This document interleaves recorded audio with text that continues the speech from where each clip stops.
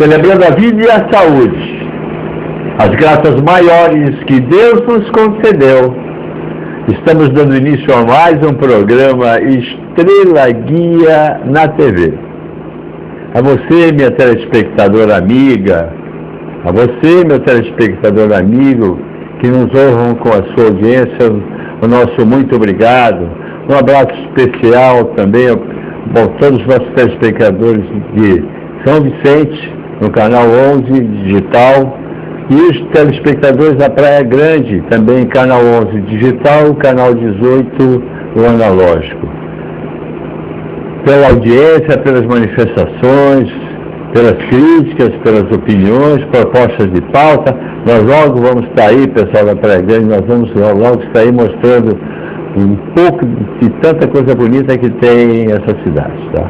Mas nosso programa está iniciando e eu quero, sem mais delongas, né,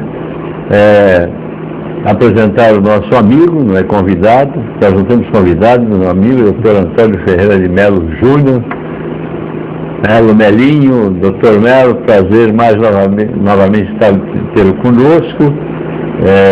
Terceiro programa já? Terceiro programa, e é uma honra retornar aqui à casa. Ele sabe que a Estrela Guia mora em nossos corações. Obrigado. Eu queria agradecer também a toda essa equipe de produção que, de forma com muita responsabilidade, com muito amor, com muita dedicação, faz com que esse programa apareça ainda melhor na sua telinha.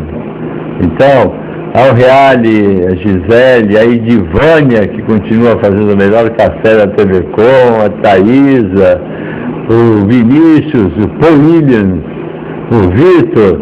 Hoje nós temos aqui uma companhia nova, seja bem-vindo. Guilherme também, o cameraman.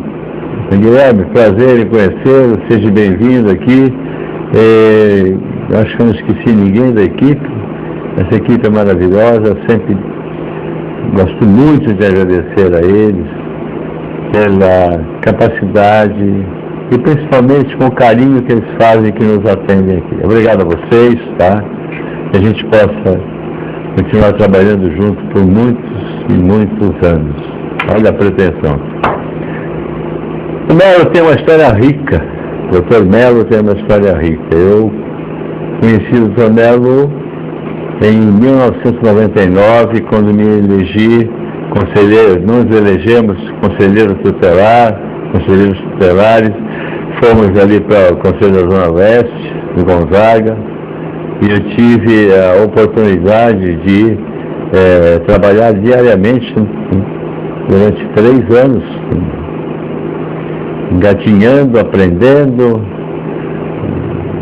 batendo cabeça, tentando resolver, fazendo o possível, e foi ali que eu aprendi muita coisa com você. Hoje nosso tema é minoridade penal, mas inclui criança e adolescente. Eu queria também dar uma pinceladinha no Conselho Tutelar, tá? Chamar de Melo, tá? Claro. Ficamos em casa. Um abraço à Vanessa. Obrigado. Obrigado. Vanessa é a esposa do Melo. Melo, desde aquela época de 1999, né, nós estamos hoje vivendo um conflito social, né, contradições, opiniões. Bom, a população está vindo com uma opinião favorável à redução da minoridade penal, está vindo com uma opinião muito forte, né?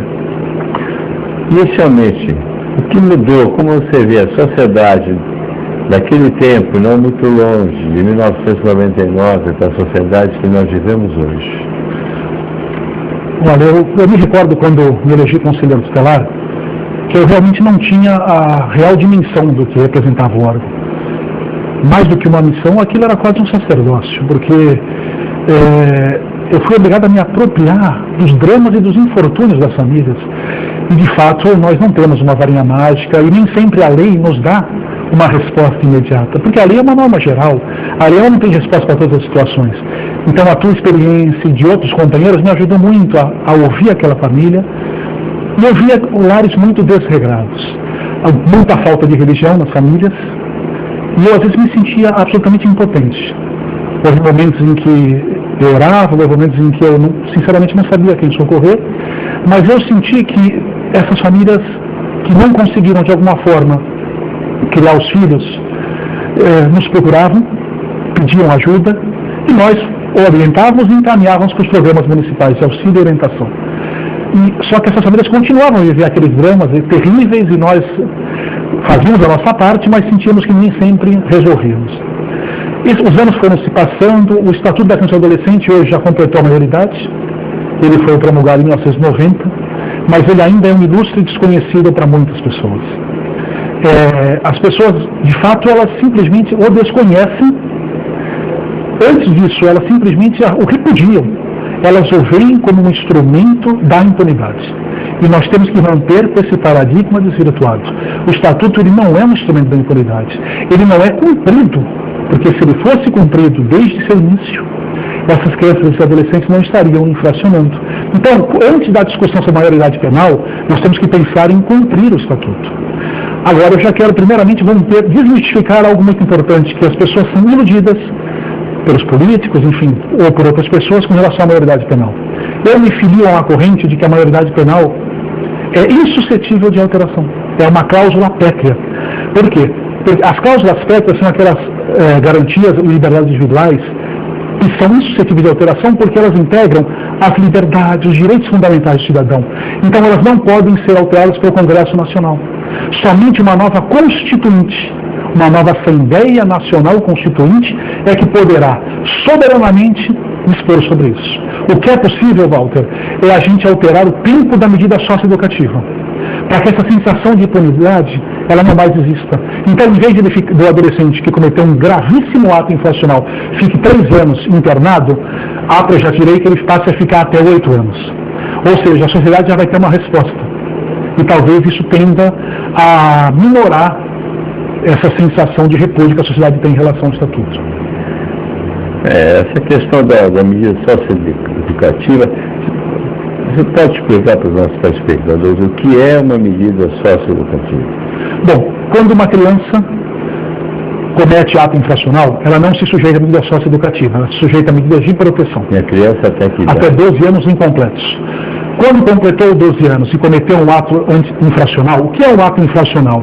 É uma conduta prevista em lei como crime ou contravenção. Essa criança, ao cometer esse ato, esse adolescente, ele se sujeita ao que a lei diz de medida socioeducativa. Essa medida é uma compensação, uma reparação pelo ato que ela cometeu. Então, na verdade, esse adolescente, ele se sujeita à advertência, à obrigação de reparar o dano, à liberdade assistida, à semi-liberdade e à internação.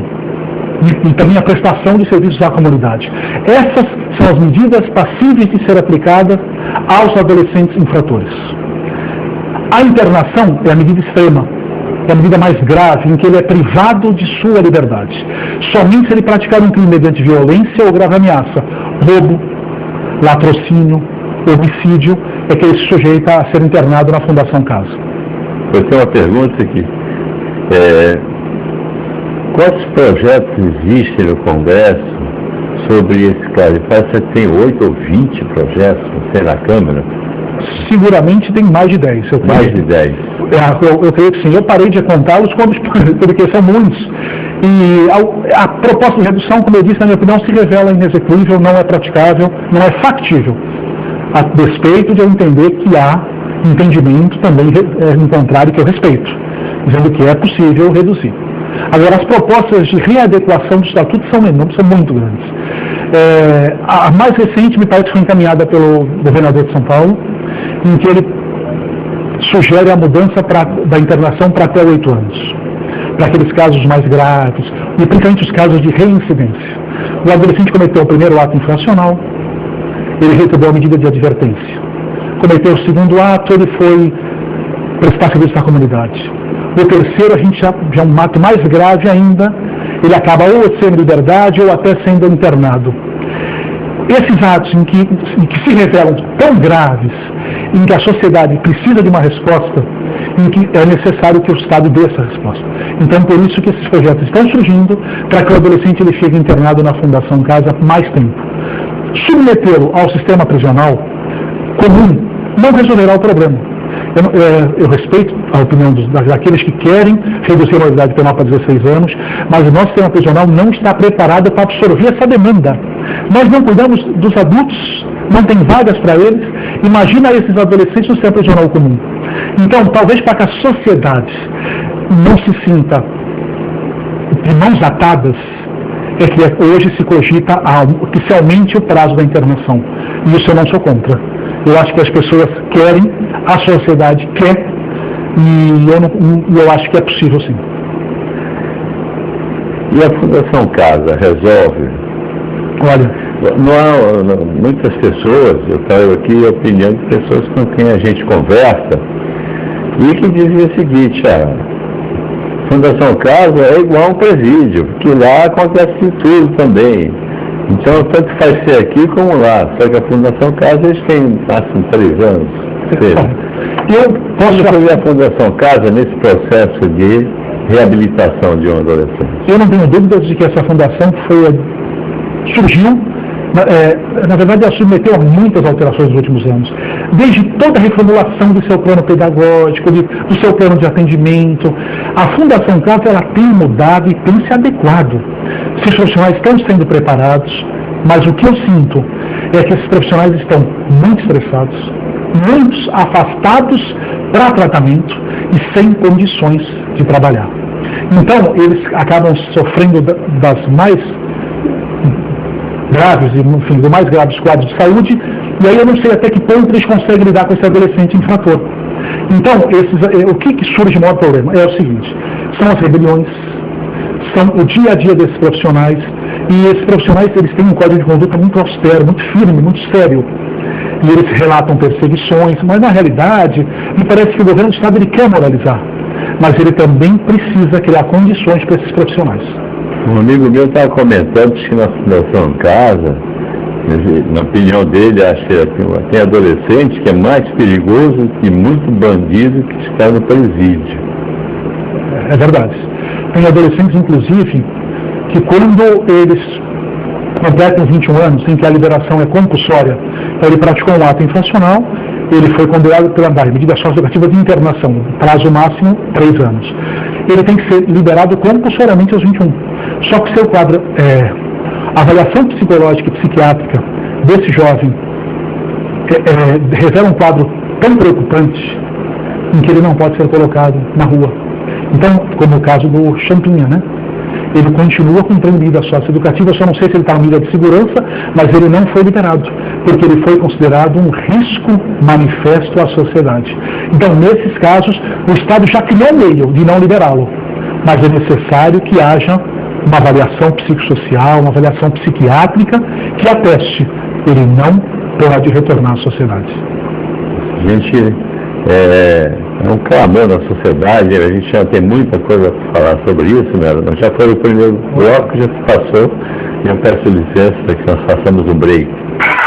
Estrela Guia na TV volta já já.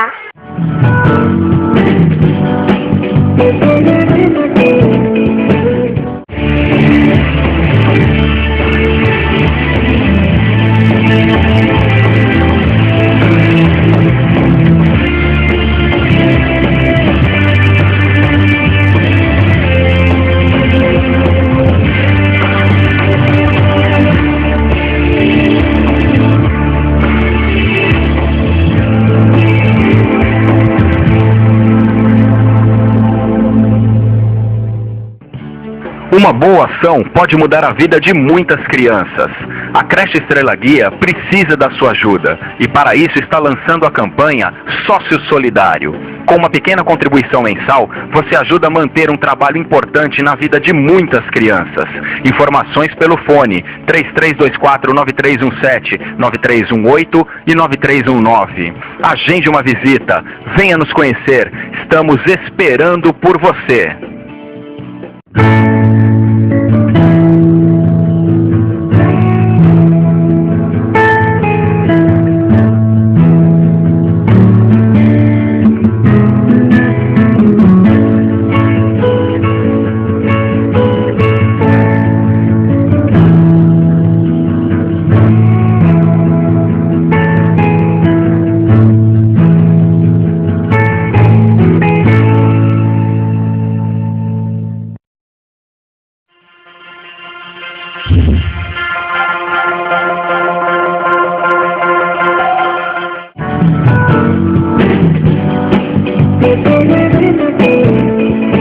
Você está assistindo ao programa Estrela Guia na TV. Agora no seu segundo bloco com a presença do nosso amigo, Dr. Antônio Melo Júnior, que é um batalhador, profundo conhecedor dos problemas de criança, adolescente.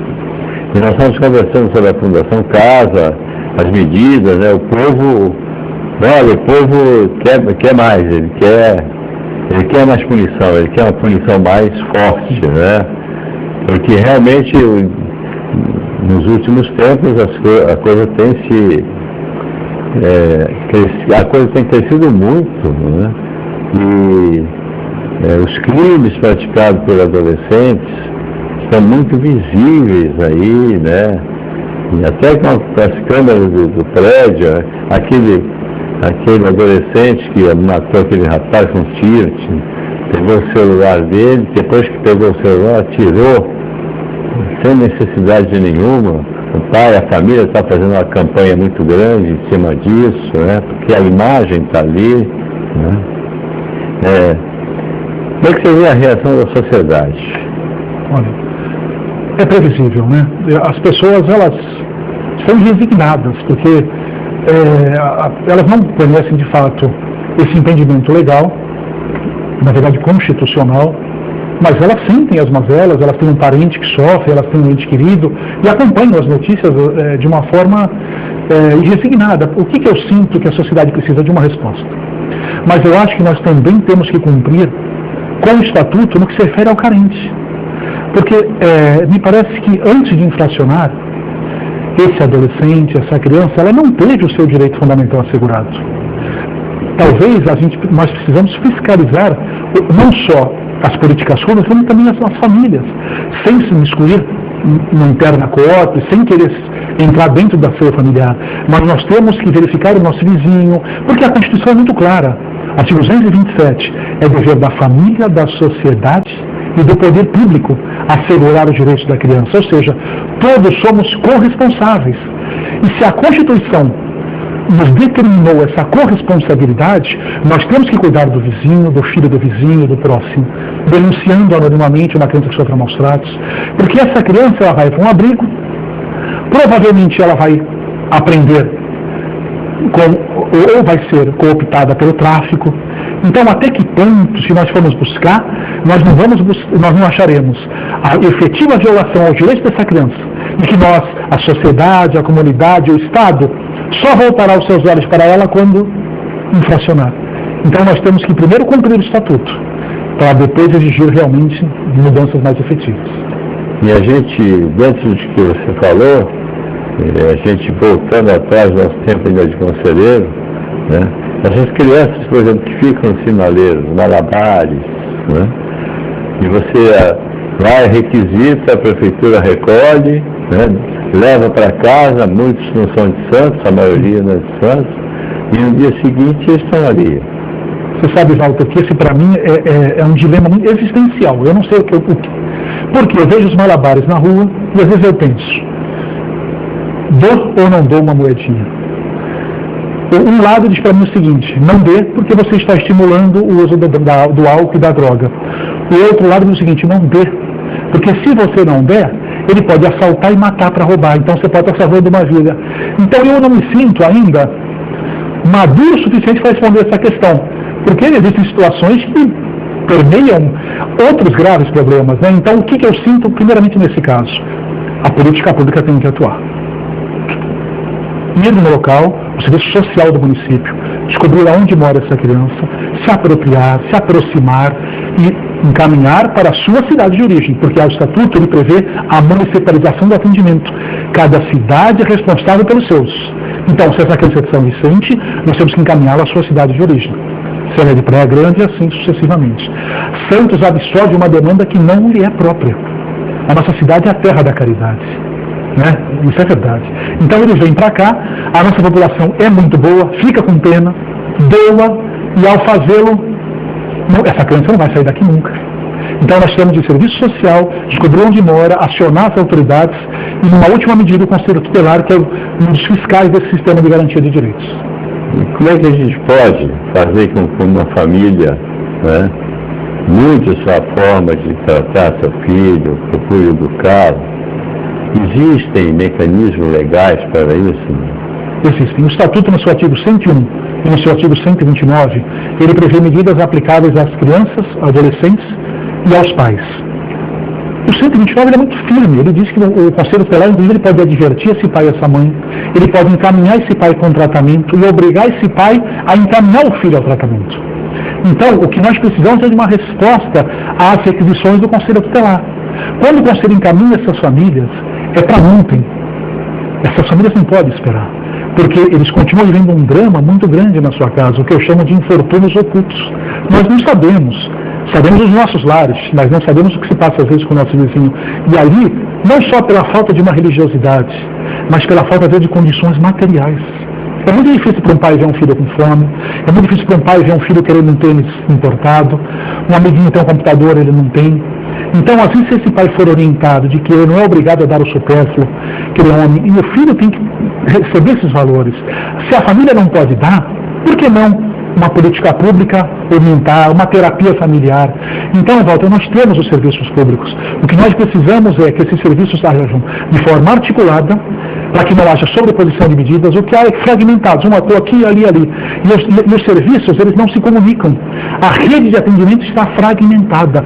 É preciso que o Conselho Tutelar, e nós temos excelentes conselheiros, ele possa fazer com que essa rede funcione, exigindo de cada um que cumpra com a sua atribuição, chamando o pai e mãe, advertindo, mas mais do que isso, oferecendo ajuda, como nós fazíamos.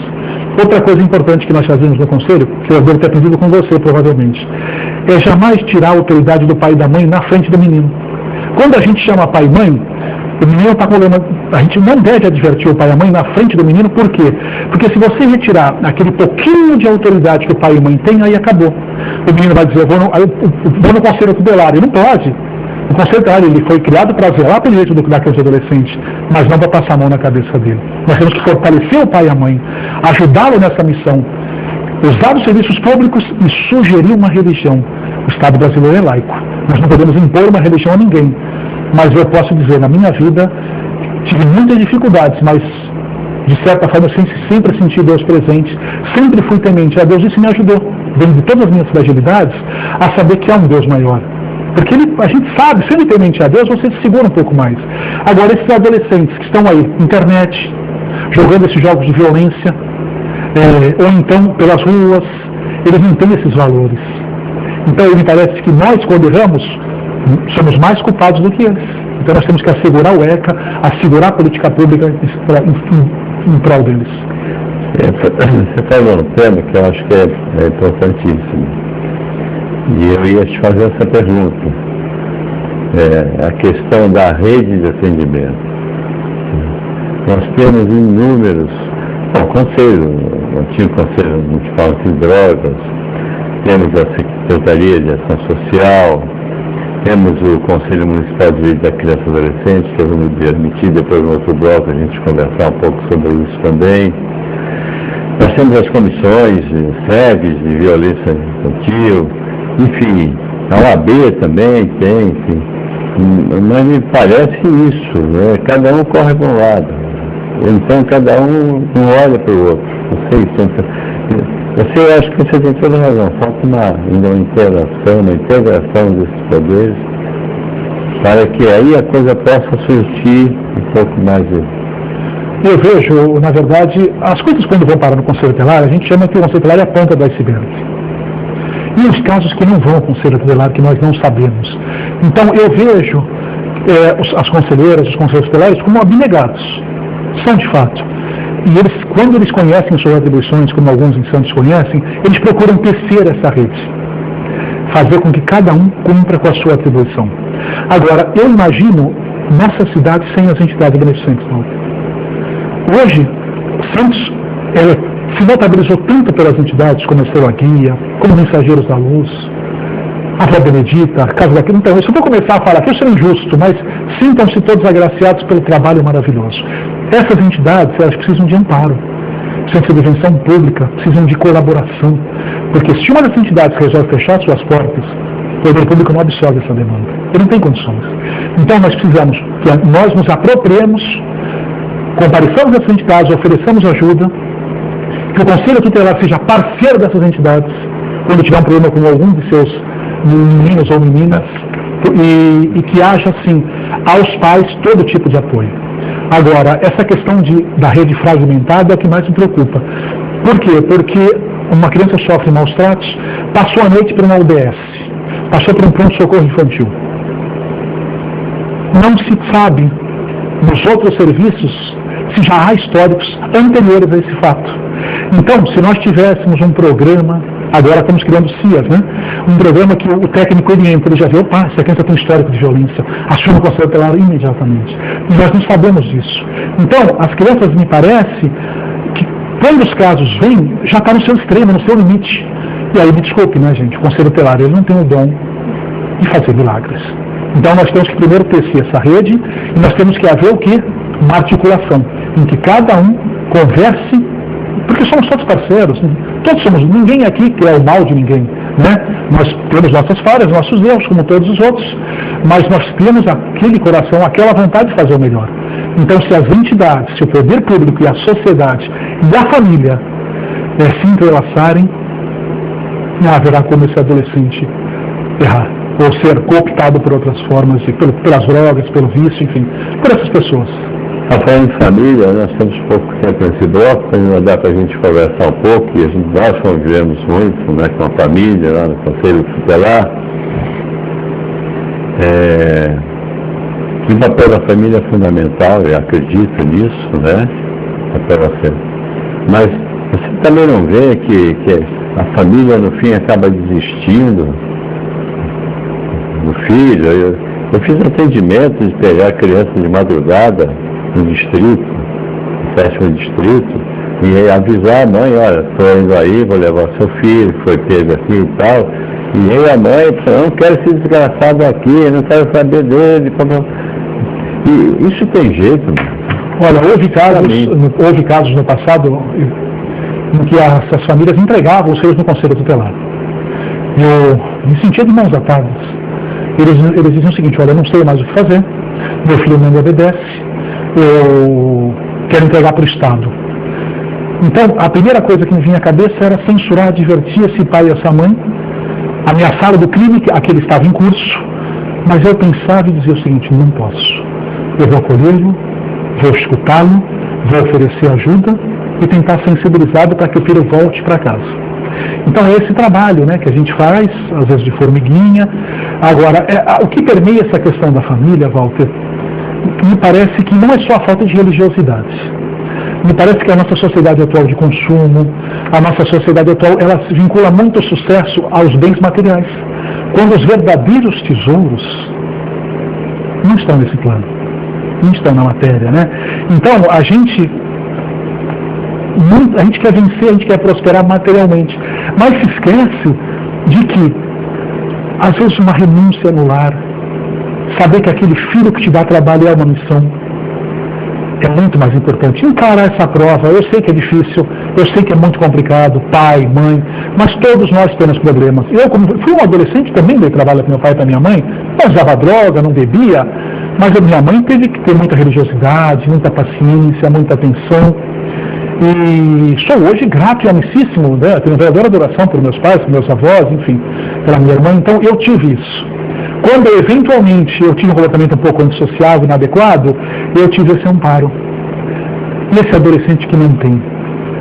Será que se eu não tivesse tido esse amparo, não tivesse tido essa religião, minha mãe me levar às vezes numa igreja, às vezes num centro, em algum lugar, eu também não poderia ter feito coisas piores? Então, nós precisamos apoiar esse pai e essa mãe, fazendo entender que criar um filho hoje em dia é uma missão e oferecer ajuda. Agora, isso transcende realmente muitas coisas. O Walter, como uma pessoa espiritualista, sabe disso, né? Foi quase o tempo de um bloco. Opa. Já estamos terminando o segundo bloco. Peço licença para vocês. Vamos voltar agora também falando do Conselho de Direito da Criança e Adolescente, mas também focando um pouco mais nessa redução da maioridade penal, enfim. Eu peço licença a você, vamos para um intervalo. A Cela Guerra TV volta já.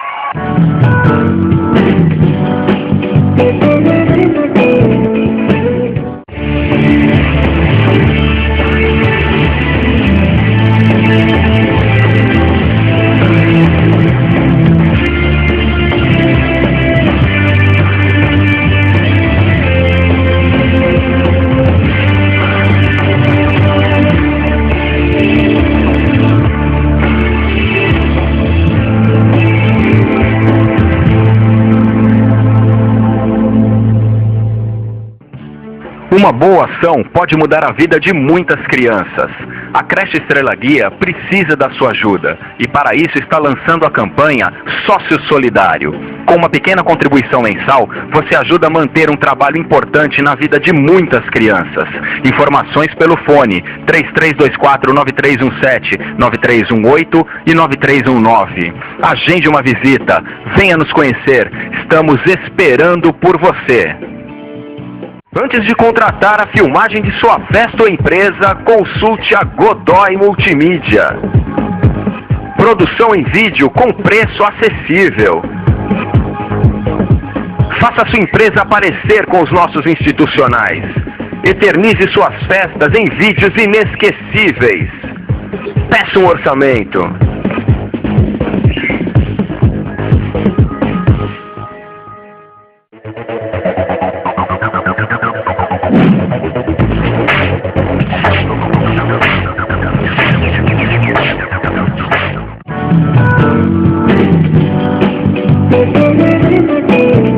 Você está assistindo ao programa Estrela Guia na TV, agora já no seu terceiro bloco, mesmo. Nossa, tá rápido. Rápido, temos 2 blocos, vamos aproveitar bastante. Vamos voltar para o foco principal, depois a gente vai falar do papel dos conselhos municipais, em cima disso. Essa redução, né, ela tem a população plenamente favorável a essa redução, né? A minoria aqueles que pensam como você, e a gente tem que respeitar o pensamento de um e de outro. Ali, como é que você vê o enfrentamento desse problema? Porque, na verdade, os adolescentes estão se apropriando dessa imunidade, então dessa vantagem, né, e os crimes estão se tornando cada vez mais bárbaros, né? A droga está proliferando e a sociedade está revoltada, a sociedade está reclamando, a sociedade... Como é que você vê a atuação? O Congresso pode fazer alguma coisa? Os políticos podem fazer alguma coisa? Eu não tenho dúvida que é chegado o momento de se fazer alguma coisa. A sociedade precisa dessa resposta, eu reconheço isso. Também eu reconheço que a maioria, me parece esmagadora, deseja a redução da maioridade penal. Então, no Congresso, se entender que não cabe, como eu, reduzir-a simplesmente por ser uma cláusula pétrea, como eu disse, insuscetível de alteração, pelo poder constituinte derivado somente por uma nova Assembleia Constituinte é possível. O Congresso ele pode dar a resposta que é aumentando as medidas, o período da internação, ou então criando outras medidas socioeducativas, aumentando a pena, enfim, ele pode fazer e irá fazer. Me parece que isso não tem mais como protelar. A sociedade precisa dessa resposta. Mas eu sempre, e volto naquela tecla, vamos também, concomitantemente, cumprir o Estatuto. Eu gosto de dizer essa frase, Walter. O Estatuto da Criança e do Adolescente não é uma lei para a Suíça. Porque na Suíça não é necessário uma lei que assegure a essa criança e a esse adolescente o direito à vida, à saúde, à educação, ao lazer, à convivência familiar. Lá eles já dão por uma liberalidade. E no Brasil, em que há expressa previsão constitucional e legal, a gente não tem esses direitos assegurados. Então vamos primeiro também cumprir o Estatuto efetivamente, mas vamos mudá-lo e readequando a fim de que a sociedade tenha a resposta de que necessita. Mas o governo tem condições de propiciar a sociedade, tá, para que ela cumpra o seu papel, que a família se estruture, que venha uma família estruturada. Me parece que a base de toda essa violência, ela já começa na infância, nós tivemos muitos casos desses. O Estado tem? Olha, Walter, eu dou palestra em algumas escolas, eu vejo os professores muito indignados, porque eles dizem o seguinte, e com razão: no meu tempo, se eu fizesse algo na sala de aula, meu pai me advertia, ou seja, era divertido na escola e era divertido em casa. Hoje, o pai vai tirar satisfação com o professor, ou seja, o adolescente ele fica sem esse limite. O pai, ao invés de buscar o que aconteceu e reprimir o seu filho moderadamente sempre, pelo diálogo, pela aquela demonstração verbal, ele vai brigar com a escola. Então, o professor ele sente o seguinte: a escola, que é um complemento à educação, absorve uma demanda de criar o filho dos outros. E, por sua vez, o pai ele diz o seguinte: mas o Estado não me dá condições de sobreviver, eu preciso trabalhar, eu não tenho como criar o meu filho, eu preciso sustentá-lo. Então, Walter, é uma situação extremamente difícil. Nós temos as creches, que absorvem a demanda dessa mãe que precisa trabalhar. Agora, muitas dessas mães sentem-se muito culpadas, porque não podem estar com o filho. E aí elas tentam compensar essa falta, dando coisas que não são necessárias, dando supérfluo.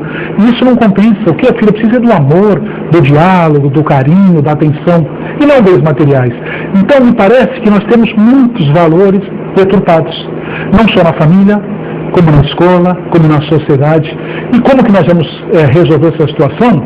Olha, a religiosidade é um dos principais fatores, e me parece que a sociedade se apropriando do estatuto e exigindo que cada um cumpra com a sua atribuição.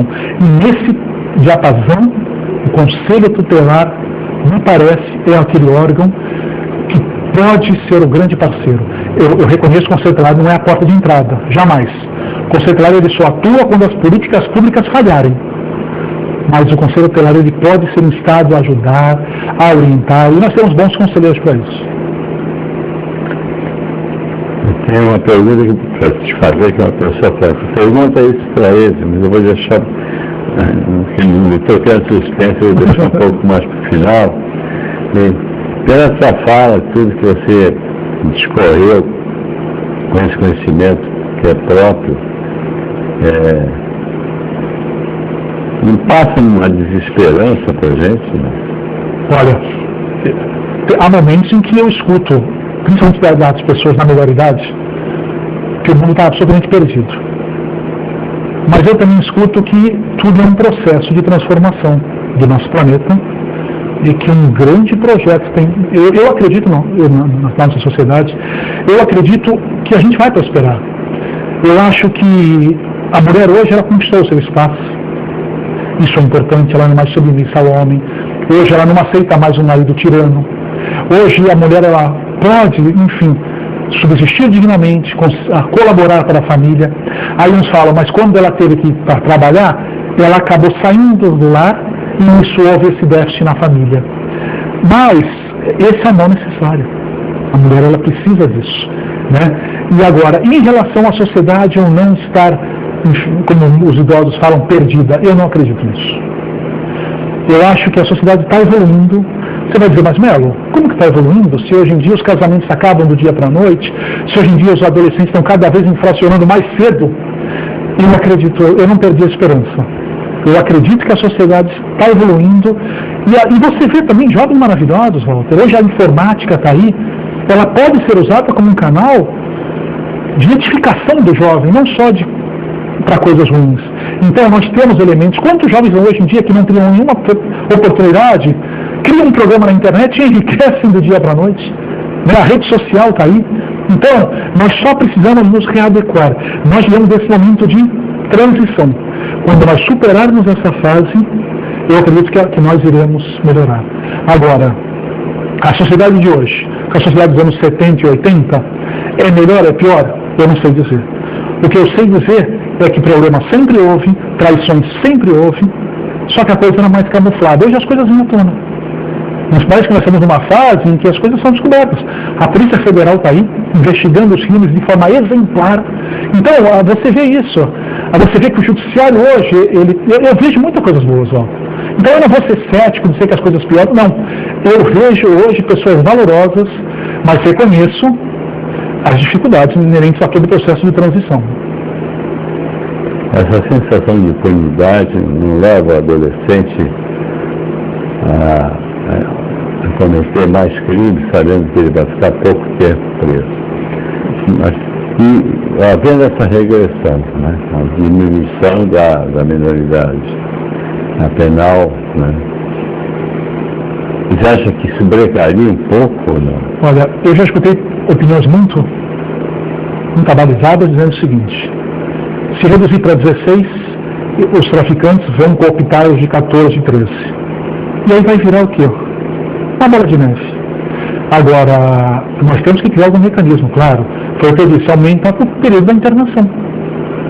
Se não der certo, vamos repensar e vamos mudar. Mas a sociedade precisa dessa resposta. Agora, essa questão dos adolescentes, eu fico imaginando, Walter, um adolescente numa região menos favorecida das cidades. Ele, num lar extremamente pobre, a sociedade de consumo, ele não tem acesso a esses bens. Ele tem as suas vontades, ele tem, enfim, a sua autoestima, ele quer ser, mas antes ter do que ser. Então, qual é o meio que hoje ele dispõe para que ele consiga o seu tênis importado, a sua bicicleta? Se ele não estuda, se ele não tem um pai com condições, é praticar pequenos furtos, ou virar aviãozinho de tráfico. Então, se nesses primeiros atos a sociedade entrar firme, a gente consegue recuperá-lo. Caso contrário, se ele já está praticando atos mais graves, como latrocínio, é porque ele já praticou atos anteriores, e aí já fica muito mais difícil. Então nós temos que começar a ter um olhar nos primeiros atos infracionais. Quando ele cometeu a primeira medida infracional, a sociedade já tem que agir. Não é fácil. Dificílimo, sem dúvida. Às vezes, as pessoas falam para mim, poxa, você é contra a redução da maioridade penal, mas você não sabe o que é perder um ente querido. A gente tem essa noção do senso comum, né? A perda de um ente querido é dura para qualquer um. Eu sei disso, o quanto é difícil. Por isso que eu dou essa alternativa, aumentar a medida socioeducativa, o tempo. Essa pergunta que eu trago de uma pessoa. Pergunta isso para ele.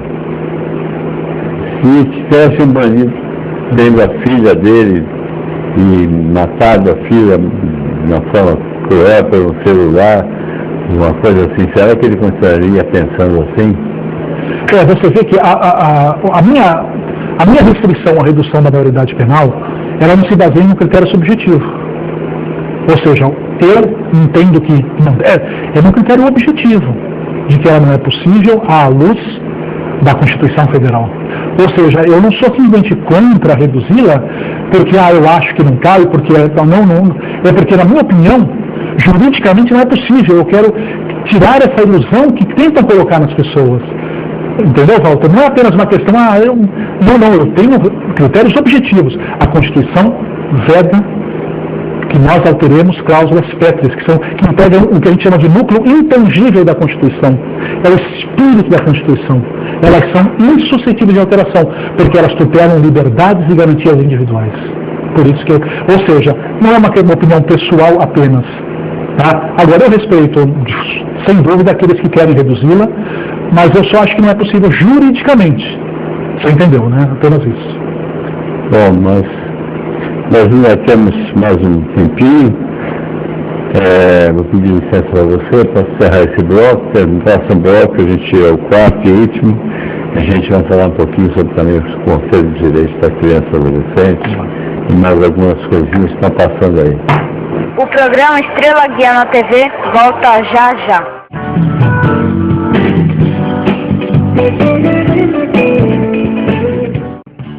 Uma boa ação pode mudar a vida de muitas crianças. A creche Estrela Guia precisa da sua ajuda e para isso está lançando a campanha Sócio Solidário. Com uma pequena contribuição mensal, você ajuda a manter um trabalho importante na vida de muitas crianças. Informações pelo fone 3324-9317, 9318 e 9319. Agende uma visita, venha nos conhecer, estamos esperando por você. Antes de contratar a filmagem de sua festa ou empresa, consulte a Godoy Multimídia. Produção em vídeo com preço acessível. Faça sua empresa aparecer com os nossos institucionais. Eternize suas festas em vídeos inesquecíveis. Peça um orçamento.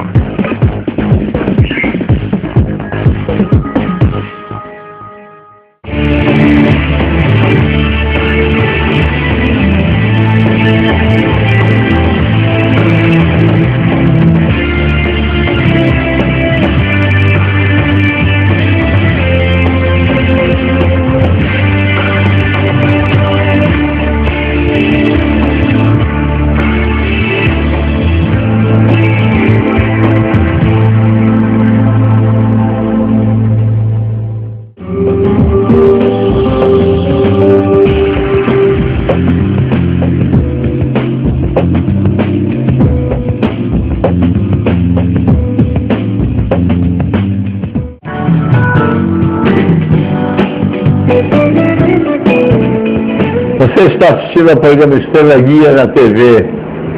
Agora no seu quarto e último bloco, hoje com a presença do nosso amigo, advogado, o Dr. Antônio Melo Júnior, uma pessoa que tem uma vida toda devotada à causa da criança, adolescente, desde que foi conselheiro tutelar. Mas eu te pedi licença um pouquinho, eu tenho que vender um peixe, Claro. ou melhor, uma carne. Hoje não é peixe, hoje é carne.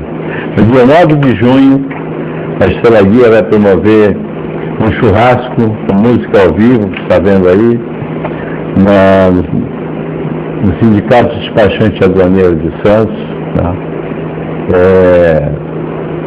Já estivemos lá uma vez, fizemos uma churrascada com muito sucesso, a música é muito boa, a carne é melhor, o atendimento melhor ainda. O preço, então, nem se fala, R$30 apenas, aceitamos cartões de crédito, ainda temos convites. E se você quiser fazer a sua reserva pelo telefone da creche, que é 33249317, 33249318, 33249319, Estrela Guia, que é pelo nosso e-mail, enfim. Dia 9 de junho, um domingo, um almoço diferente, gostoso, ambiente familiar, e você vai estar colaborando com a nossa entidade. Eu tenho também, Melinho, antes que a gente termine o nosso assunto, fazer alguns agradecimentos. O primeiro agradecimento é a meus amigos, que eu estou passando, a Regina e o Beto. Eu aniversariei dia 16 de maio, fiz 76 anos de idade. Estou acostumado a conhecer pessoas, estou acostumado a conhecer temperamentos de pessoas, estou acostumado a lidar com pessoas, lido com grupos, lido com pessoas, tenho toda essa experiência de vida, aprendi, mas essas pessoas que nos procuram, que nos dão apoio, que gostam do programa, se manifestam aprovando a qualidade dos nossos programas. Eu queria agradecer a minha amiga Niclé, que mandou um bilhete muito bonito, inclusive elogiando muito a Simone Anselmo, pelo programa da Simone Anselmo. A Niclé, mais uma vez, muito obrigado pela sua audiência, muito obrigado pela sua participação. Você merecia o Dia das Mães. John Lennon é o cachorrinho dela também, mas ela tem um filho também, eu esqueci, eu não sabia. Tá? Quero agradecer ao Sérgio Batista também. Sérgio Batista ele é baterista do conjunto Etc. e Tal, que já fez um programa muito bom conosco aqui, e deve estar tocando nesse churrasco do dia 9 de junho. Sérgio, você que nos vê sempre, um abraço amigo, obrigado. E no Dia das Mães eu liguei para a dona Edith Pires Gonçalves Dias. Fizemos 2 programas com a minha querida amiga Edith. Ela também não perde um programa nosso. Está aí a foto dela, uma pessoa maravilhosa, tem a história de Santos, uma memória fabulosa, livros escritos, ela lutou pela Pinacoteca. Minha amiga Edith, eu sei que você está nos vendo, nos assistindo. Estou lhe devendo uma visita, sim, mas eu faço questão, sabe, para Estela Gil, nós vamos aí sentar, tomar um café amigo, pôr uma conversa em dia e aprender, como sempre aprendemos com a senhora. Muito obrigado por ser nossa amiga, muito obrigado por ser nossa telespectadora, a senhora nos honra com isso, e todas aquelas outras pessoas que nos assistem também, e que tecem comentários, nos encontram. Nosso muito obrigado pela audiência, obrigado a tantas pessoas que nos dão força, que acreditam no nosso programa, pessoas que vêm, que o programa Estrela Guia procura, na verdade, interagir em todos os assuntos da sociedade. Nós, quando tratamos de política, a gente trata de um modo positivo, quando tratamos de medicina também. Enfim, a gente procura propiciar entretenimento, música, que é uma coisa que a gente precisa muito de hoje, muita paz, muita música. A vida é isso, a vida é feita de momentos mesmo.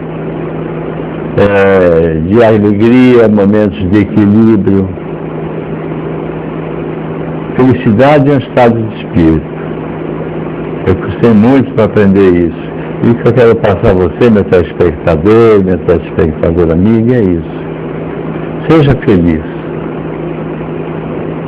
Viva bem com você mesmo. Viva bem como você tem. Beninho colocou uma questão de diferença de sociedade, rico e pobre, né? O pobre também é feliz. É muito rico que é infeliz. Não é mesmo? Sem dúvida. A felicidade está dentro de nós, dentro da religião, dentro dessa forma como que você encara a vida, como você vê, eu te conheço também. Quero mandar um abraço muito grande para o teu pai, sabe? O teu pai é uma pessoa, essas pessoas que fazem a diferença na sociedade, Melinho, eu quero mandar um abraço muito grande para o seu doutor, entendeu? Primeiro pela família que o senhor tem, pelo filho, mas por todo esse trabalho que o senhor tem há tantos anos no Conselho Tutelar. No anonimato, lutando, sem querer aparecer, chegava à noite e dormia no Conselho da Zona Leste, levava um monte de serviço para fazer em casa, tudo isso de uma forma desinteressada, com muito amor. Parabéns por todos esses anos que o senhor tem dedicado a sua vida, tá? Em busca de criar uma situação melhor para uma criança, para um adolescente, para essas famílias que precisam muito mais de ajuda e compreensão. Parabéns você, Deus te deu um pai maravilhoso, uma mãe maravilhosa. Parabéns, Ana, pelo seu trabalho. Eu estou queimando 5 minutos que eu não posso, que ainda vai conversar aqui. Bom, o papel do Conselho Municipal dos Direitos da Criança e Adolescente. O Melo foi eleito conselheiro dos Direitos da Criança para um mandato agora. Ele foi eleito também o primeiro secretário, né, do Conselho. Ele consegue abrir um espaço para a sua vida profissional, para a sua vida familiar, e se dedica de corpo e alma ao Conselho dos Direitos da Criança e Adolescente. Nós temos 3 minutos. Que o povo possa conhecer um pouquinho do Conselho dos Direitos da Criança e Adolescente.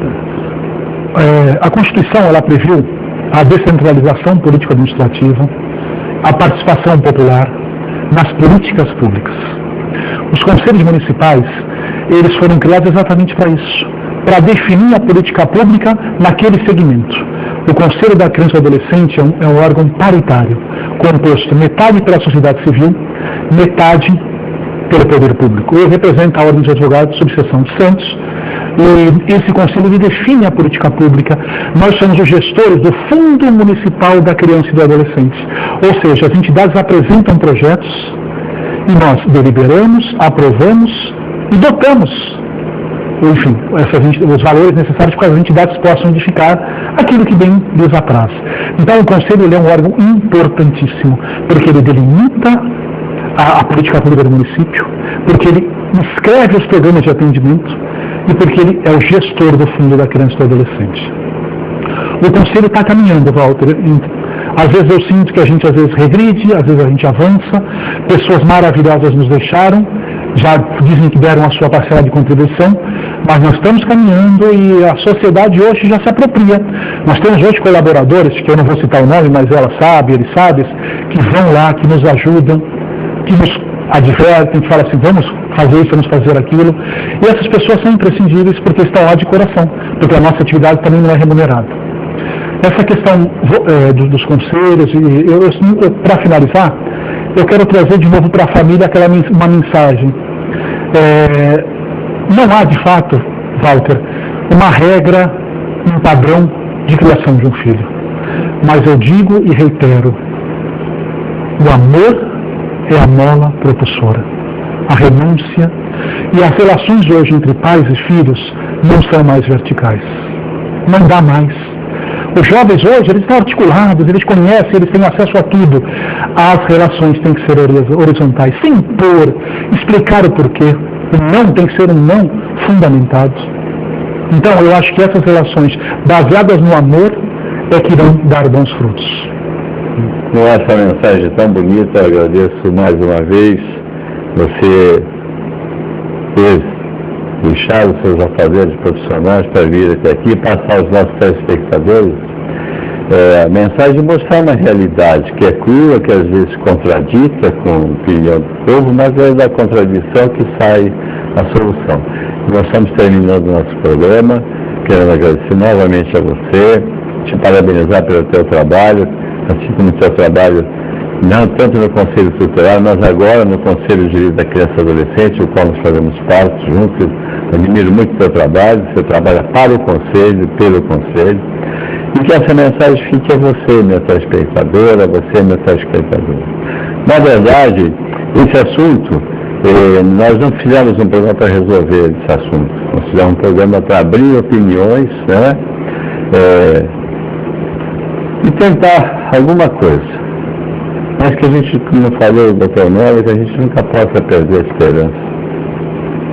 E que cabe a todos nós fazermos a nossa parte. Muito obrigado pela audiência, que Deus abençoe a todos vocês, a todos nós, que nos dê uma semana com muita paz, com muita saúde, e que nossa sociedade possa melhorar cada vez mais. Obrigado, Melo. Obrigado a vocês, e assim nós terminamos o programa Estrela Guia na TV, pedindo que Deus nos proteja, nos abençoe, com a nossa frase, que só é possível ensinar uma criança a amar amando-a.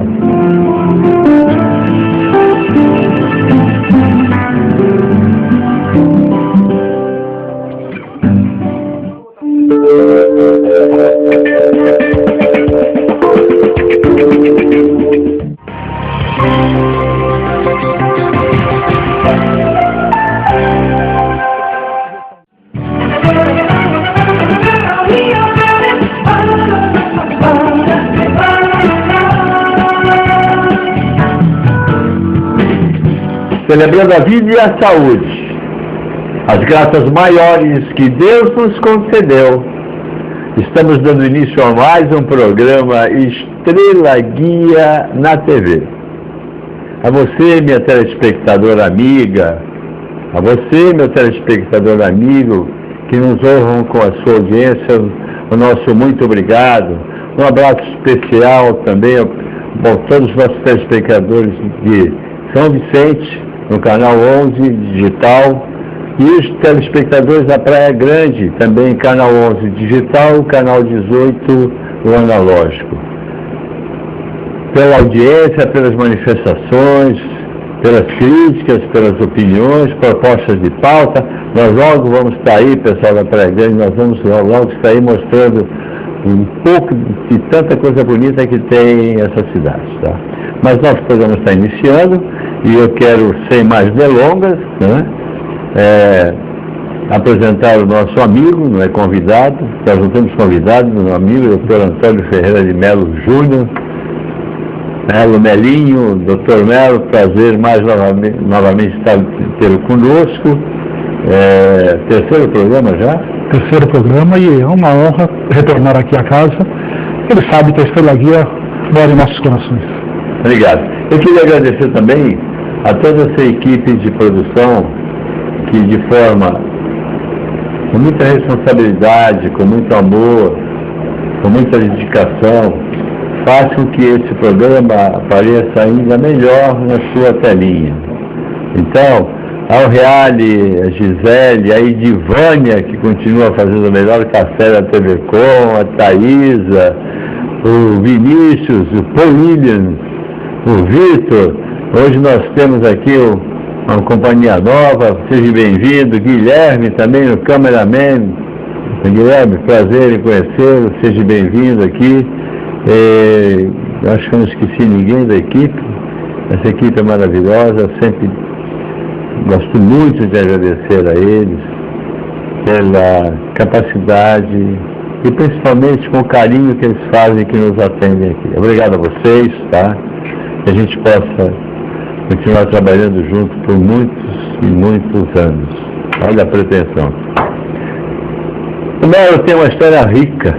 O Dr. Melo tem uma história rica. Eu conheci o Dr. Melo em 1999, quando me elegi conselheiro, nos elegemos conselheiros tutelares, fomos ali para o Conselho da Zona Leste, em Gonzaga, e eu tive a oportunidade de trabalhar diariamente durante 3 anos, engatinhando, aprendendo, batendo cabeça, tentando resolver, fazendo o possível, e foi ali que eu aprendi muita coisa com você.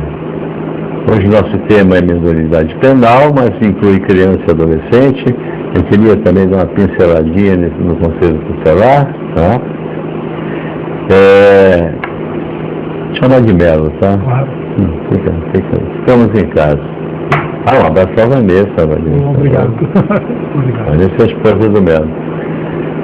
Melo, desde aquela época de 1999, né, nós estamos hoje vivendo um conflito social, né, contradições, opiniões. Bom, a população está vindo com uma opinião favorável à redução da minoridade penal, está vindo com uma opinião muito forte, né? Inicialmente, o que mudou, como você vê a sociedade daquele tempo, não muito longe, de 1999, para a sociedade que nós vivemos hoje? Olha, eu me recordo quando me elegi conselheiro tutelar, que eu realmente não tinha a real dimensão do que representava o órgão. Mais do que uma missão, aquilo era quase um sacerdócio, porque eu fui obrigado a me apropriar dos dramas e dos infortúnios das famílias. E, de fato, nós não temos uma varinha mágica e nem sempre a lei nos dá uma resposta imediata, porque a lei é uma norma geral, a lei não tem resposta para todas as situações. Então, a tua experiência e de outros companheiros me ajudou muito a ouvir aquela família, e eu via lares muito desregrados, muita falta de religião nas famílias, e eu às vezes me sentia absolutamente impotente. Houve momentos em que eu orava, houve momentos em que eu sinceramente não sabia quem socorrer, mas eu senti que essas famílias que não conseguiram de alguma forma criar os filhos, nos procuravam, pediam ajuda, e nós orientávamos e encaminhávamos para os programas municipais de auxílio e orientação. Só que essas famílias continuavam a viver aqueles dramas terríveis e nós fazíamos a nossa parte, mas sentíamos que nem sempre resolvíamos. Os anos foram se passando, o Estatuto da Criança e Adolescente hoje já completou a maioridade, ele foi promulgado em 1990, mas ele ainda é um ilustre desconhecido para muitas pessoas. As pessoas, de fato, elas simplesmente o desconhecem. Antes disso, elas simplesmente o repudiam. Elas o veem como um instrumento da impunidade.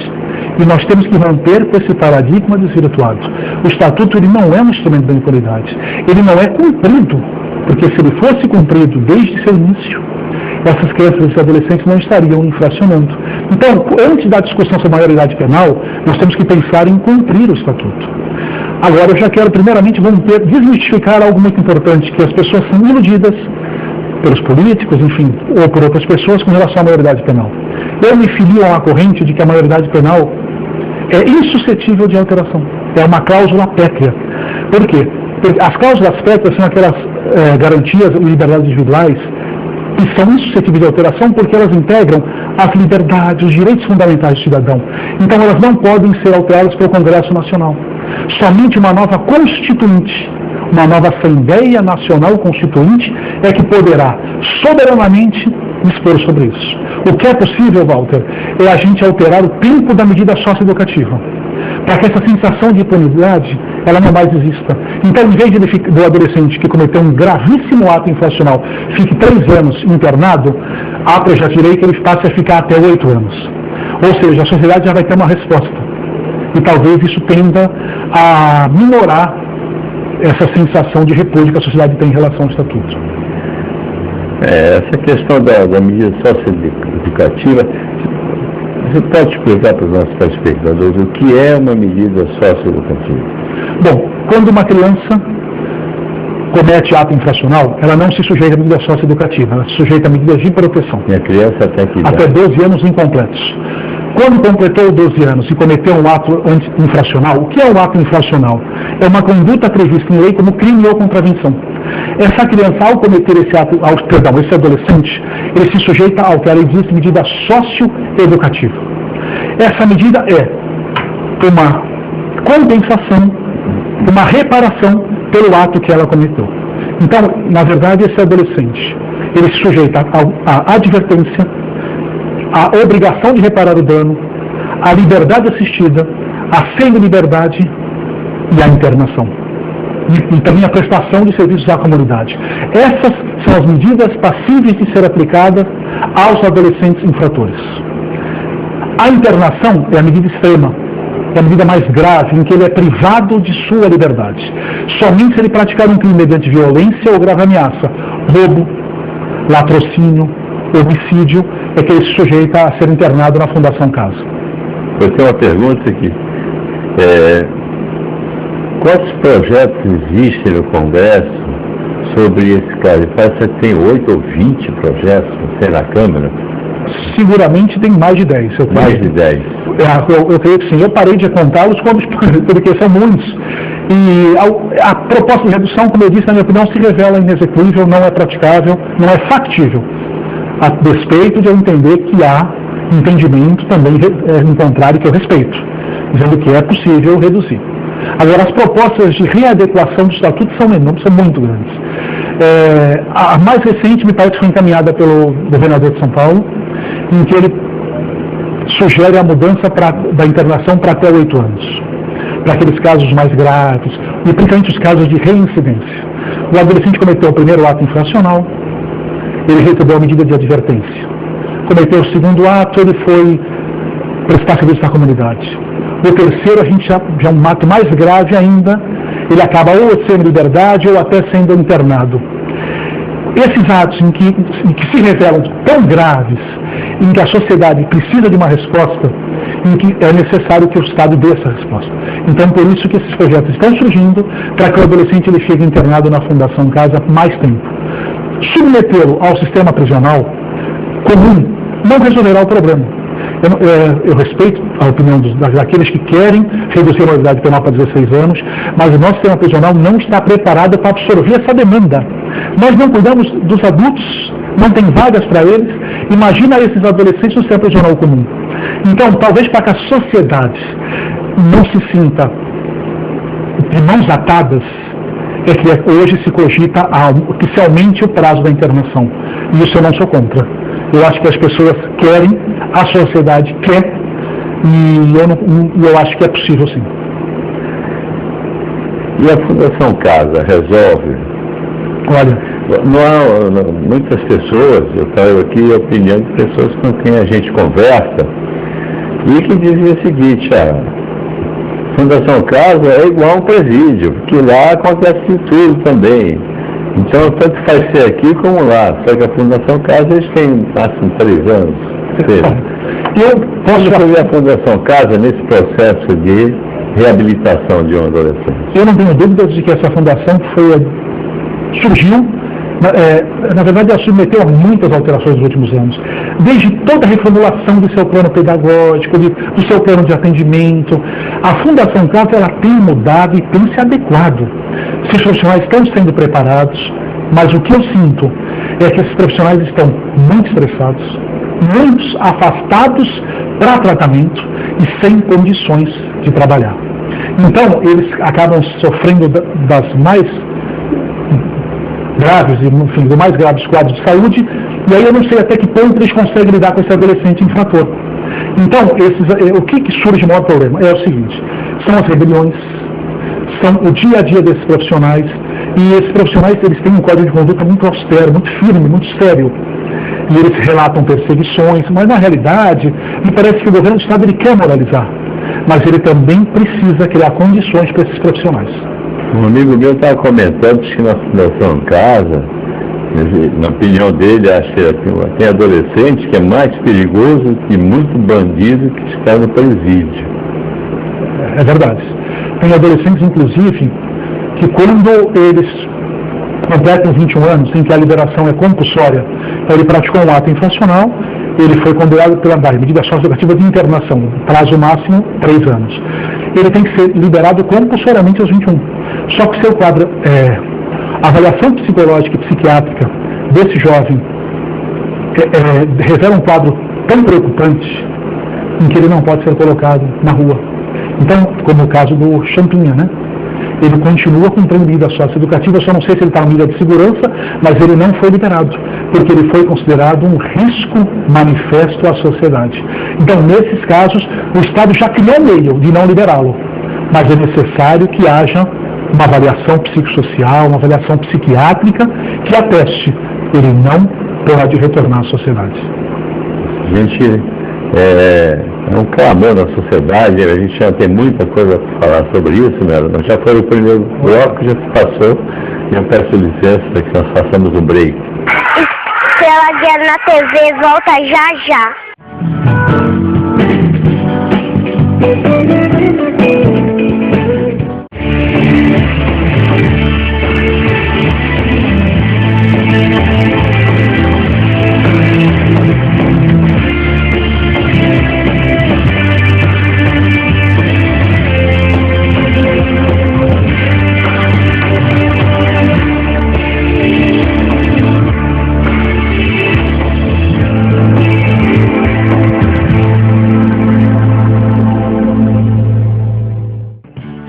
Uma boa ação pode mudar a vida de muitas crianças. A creche Estrela Guia precisa da sua ajuda e para isso está lançando a campanha Sócio Solidário. Com uma pequena contribuição mensal, você ajuda a manter um trabalho importante na vida de muitas crianças. Informações pelo fone 3324-9317, 9318 e 9319. Agende uma visita, venha nos conhecer, estamos esperando por você.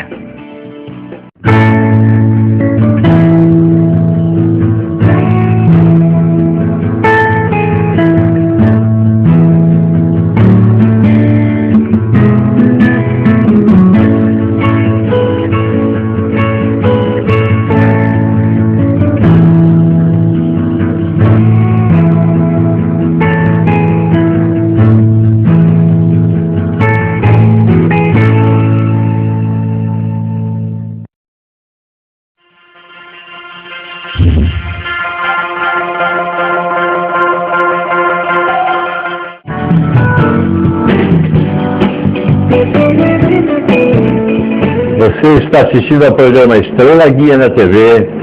Agora no seu segundo bloco, com a presença do nosso amigo, Dr. Antônio Melo Júnior, que é um batalhador, profundo conhecedor dos problemas de criança, adolescente. E nós estamos conversando sobre a Fundação Casa, as medidas, né? O povo quer mais, ele quer mais punição, ele quer uma punição mais forte, né? Porque realmente, nos últimos tempos, a coisa tem crescido muito, né? E os crimes praticados por adolescentes estão muito visíveis aí, né? E até com as câmeras do prédio, né? Aquele adolescente que matou aquele rapaz com tiro, pegou o celular dele, depois que pegou o celular, atirou, sem necessidade nenhuma. O pai, a família está fazendo uma campanha muito grande em cima disso, né? Porque a imagem está ali, né? Como é que você vê a reação da sociedade? Olha, é previsível, né? As pessoas, elas estão resignadas, porque elas não conhecem de fato esse entendimento legal, na verdade constitucional, mas elas sentem as mazelas, elas têm um parente que sofre, elas têm um ente querido e acompanham as notícias de uma forma irresignada. O que eu sinto que a sociedade precisa de uma resposta? Mas eu acho que nós também temos que cumprir com o estatuto no que se refere ao carente. Porque me parece que antes de infracionar, esse adolescente, essa criança, ela não teve o seu direito fundamental assegurado. Talvez nós precisamos fiscalizar não só as políticas públicas, como também as famílias, sem se excluir no interna coop, sem querer entrar dentro da sua familiar. Mas nós temos que verificar o nosso vizinho, porque a Constituição é muito clara. Artigo 227 é dever da família, da sociedade e do poder público assegurar os direitos da criança. Ou seja, todos somos corresponsáveis.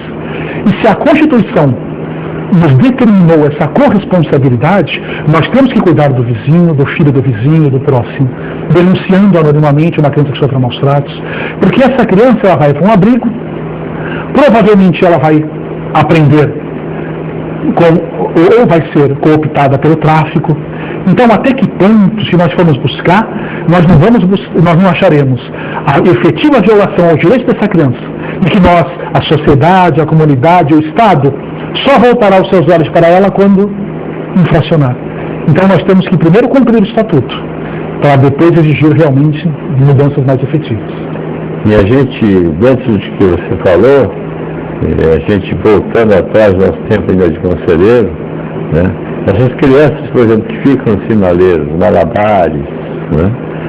E você vai, requisita, a prefeitura recolhe, né? Leva para casa, muitos não são de Santos, a maioria não é de Santos, e no dia seguinte eles estão ali.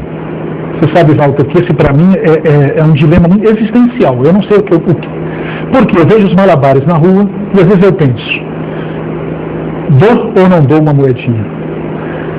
Um lado diz para mim o seguinte, não dê porque você está estimulando o uso do álcool e da droga. O outro lado diz o seguinte, não dê, porque se você não der, ele pode assaltar e matar para roubar, então você pode estar salvando uma vida. Então eu não me sinto ainda maduro o suficiente para responder essa questão, porque existem situações que permeiam outros graves problemas, né? Então o que eu sinto primeiramente nesse caso? A política pública tem que atuar. Ir no local, o serviço social do município, descobrir aonde mora essa criança, se apropriar, se aproximar e encaminhar para a sua cidade de origem, porque o Estatuto ele prevê a municipalização do atendimento. Cada cidade é responsável pelos seus. Então, se essa criança é de São Vicente, nós temos que encaminhá-la à sua cidade de origem. Se ela é de Praia Grande, e assim sucessivamente. Santos absorve uma demanda que não lhe é própria. A nossa cidade é a terra da caridade. Né? Isso é verdade. Então eles vêm para cá, a nossa população é muito boa, fica com pena, doa, e ao fazê-lo, essa criança não vai sair daqui nunca. Então nós temos de serviço social, descobrir onde mora, acionar as autoridades e, numa última medida, o Conselho Tutelar, que é um dos fiscais desse sistema de garantia de direitos. E como é que a gente pode fazer com que uma família, né, mude a sua forma de tratar seu filho, procure educá-lo? Existem mecanismos legais para isso? Existem. O Estatuto, no seu artigo 101 e no seu artigo 129, ele prevê medidas aplicáveis às crianças, adolescentes e aos pais. O 129 é muito firme. Ele diz que o Conselho Tutelar, inclusive, ele pode advertir esse pai e essa mãe, ele pode encaminhar esse pai para um tratamento e obrigar esse pai a encaminhar o filho ao tratamento. Então, o que nós precisamos é de uma resposta às requisições do Conselho Tutelar. Quando o Conselho encaminha essas famílias, é para ontem. Essas famílias não podem esperar, porque eles continuam vivendo um drama muito grande na sua casa, o que eu chamo de infortúnios ocultos. Nós não sabemos os nossos lares, mas não sabemos o que se passa às vezes com o nosso vizinho. E ali, não só pela falta de uma religiosidade, mas pela falta às vezes de condições materiais. É muito difícil para um pai ver um filho com fome, é muito difícil para um pai ver um filho querendo um tênis importado, um amiguinho tem um computador, ele não tem. Então, assim, se esse pai for orientado de que ele não é obrigado a dar o supérfluo, que ele é homem, e o filho tem que receber esses valores, se a família não pode dar, por que não uma política pública orientar, uma terapia familiar? Então, Walter, nós temos os serviços públicos. O que nós precisamos é que esses serviços sejam de forma articulada, para que não haja sobreposição de medidas, o que há é fragmentados, um ator aqui, ali, ali. E os serviços, eles não se comunicam. A rede de atendimento está fragmentada. É preciso que o Conselho Tutelar, e nós temos excelentes conselheiros, ele possa fazer com que essa rede funcione, exigindo de cada um que cumpra com a sua atribuição, chamando o pai e mãe, advertindo, mas mais do que isso, oferecendo ajuda, como nós fazíamos. Outra coisa importante que nós fazemos no Conselho, que eu devo ter aprendido com você provavelmente, é jamais tirar a autoridade do pai e da mãe na frente do menino. Quando a gente chama pai e mãe, o menino está com problema. A gente não deve advertir o pai e a mãe na frente do menino, por quê? Porque se você retirar aquele pouquinho de autoridade que o pai e a mãe têm, aí acabou. O menino vai dizer, eu vou no Conselho Tutelar. Ele não pode. O Conselho Tutelar, ele foi criado para zelar pelo direito da criança e do adolescente, mas não para passar a mão na cabeça dele. Nós temos que fortalecer o pai e a mãe, ajudá-lo nessa missão, usar os serviços públicos e sugerir uma religião. O Estado brasileiro é laico. Nós não podemos impor uma religião a ninguém. Mas eu posso dizer, na minha vida, tive muitas dificuldades, mas de certa forma eu sempre senti Deus presente, sempre fui temente a Deus, e isso me ajudou, dentro de todas as minhas fragilidades, a saber que há um Deus maior. Porque a gente sabe, sendo temente a Deus, você se segura um pouco mais. Agora, esses adolescentes que estão aí, internet, jogando esses jogos de violência, ou então pelas ruas, eles não têm esses valores. Então, me parece que nós, quando erramos, somos mais culpados do que eles. Então, nós temos que assegurar o ECA, assegurar a política pública em prol deles. Você falou um tema que eu acho que é importantíssimo. E eu ia te fazer essa pergunta. A questão da rede de atendimento. Nós temos inúmeros conselhos, antigo Conselho Municipal de Drogas, temos a Secretaria de Ação Social, temos o Conselho Municipal de Direito da Criança e Adolescente, que eu vou me permitir depois no outro bloco a gente conversar um pouco sobre isso também. Nós temos as comissões SEVES de violência infantil, enfim, a OAB também tem, enfim. Mas me parece isso, né? Cada um corre para um lado, então cada um não olha para o outro. Você acha que você tem toda razão, falta uma integração desses poderes, para que aí a coisa possa surtir um pouco mais de... Eu vejo, na verdade, as coisas quando vão parar no Conselho Tutelar, a gente chama que o Conselho Tutelar é a ponta do iceberg. E os casos que não vão ao Conselho Tutelar, que nós não sabemos. Então, eu vejo as conselheiras, os conselheiros tutelares como abnegados. São de fato. E eles, quando eles conhecem suas atribuições, como alguns em Santos conhecem, eles procuram tecer essa rede. Fazer com que cada um cumpra com a sua atribuição. Agora, eu imagino nessa cidade sem as entidades beneficentes, não. Hoje, Santos se notabilizou tanto pelas entidades como a Estrela Guia, como Mensageiros da Luz, a Avó Benedita, a Casa daquilo. Então, eu só vou começar a falar, que eu sou injusto, mas sintam-se todos agraciados pelo trabalho maravilhoso. Essas entidades, elas precisam de amparo, precisam de intervenção pública, precisam de colaboração, porque se uma dessas entidades resolve fechar suas portas, o poder público não absorve essa demanda. Ele não tem condições. Então, nós precisamos que nós nos apropriemos, compareçamos a essas entidades, ofereçamos ajuda, que o Conselho Tutelar seja parceiro dessas entidades, quando tiver um problema com algum de seus meninos ou meninas, e que haja, assim, aos pais todo tipo de apoio. Agora, essa questão da rede fragmentada é o que mais me preocupa. Por quê? Porque uma criança sofre maus tratos, passou a noite para uma UBS, passou por um pronto-socorro infantil. Não se sabe, nos outros serviços, se já há históricos anteriores a esse fato. Então, se nós tivéssemos um programa, agora estamos criando CIAs, né? Um programa que o técnico ele entra, ele já vê, opa, essa criança tem um histórico de violência, assume o Conselho Tutelar imediatamente. E nós não sabemos disso. Então, as crianças, me parece, que quando os casos vêm, já está no seu extremo, no seu limite. E aí, me desculpe, né, gente, o Conselho Tutelar, ele não tem o dom de fazer milagres. Então, nós temos que primeiro tecer essa rede, e nós temos que haver o quê? Uma articulação, em que cada um converse, porque somos todos parceiros, todos somos, ninguém aqui quer o mal de ninguém, né? Nós temos nossas falhas, nossos erros, como todos os outros, mas nós temos aquele coração, aquela vontade de fazer o melhor. Então, se as entidades, se o poder público e a sociedade e a família se entrelaçarem, não haverá como esse adolescente errar, ou ser cooptado por outras formas, pelas drogas, pelo vício, enfim, por essas pessoas. Falando em família, nós temos pouco tempo nesse bloco, ainda dá para a gente conversar um pouco, e nós convivemos muito, né, com a família, lá no Conselho Tutelar. O papel da família é fundamental, eu acredito nisso, né? Mas você também não vê que a família, no fim, acaba desistindo do filho? Eu fiz atendimento de pegar criança de madrugada no distrito, no 7º distrito, e avisar a mãe, olha, estou indo aí, vou levar seu filho, foi pego aqui e tal. E aí a mãe falou, não quero esse desgraçado aqui, não quero saber dele. E isso tem jeito, mano. Olha, houve casos no passado em que essas famílias entregavam os filhos no Conselho Tutelar. Eu me sentia de mãos atadas. Eles dizem o seguinte: olha, eu não sei mais o que fazer, meu filho não me obedece, eu quero entregar para o Estado. Então, a primeira coisa que me vinha à cabeça era censurar, advertir esse pai e essa mãe, ameaçá-lo do crime a que ele estava em curso, mas eu pensava e dizia o seguinte: não posso. Eu vou acolhê-lo, vou escutá-lo, vou oferecer ajuda e tentar sensibilizá-lo para que o filho volte para casa. Então é esse trabalho, né, que a gente faz, às vezes de formiguinha. Agora, o que permeia essa questão da família, Walter, me parece que não é só a falta de religiosidade.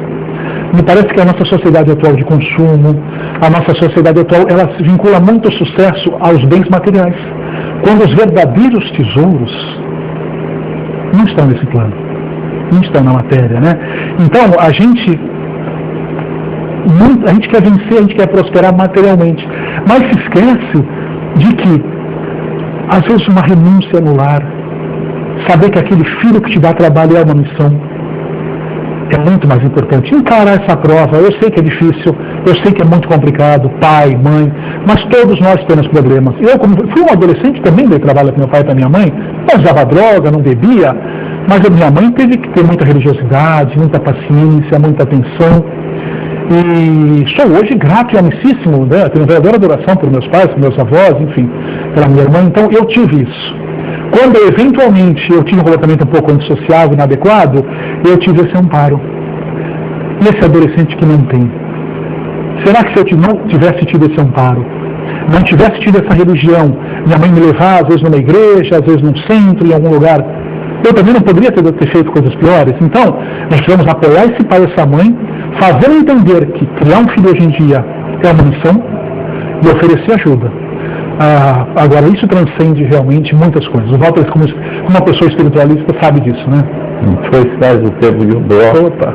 Já estamos terminando o segundo bloco. Peço licença para vocês.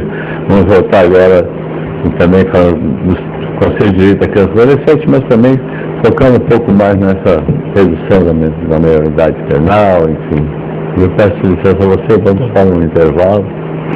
A Estrela Guia TV volta já.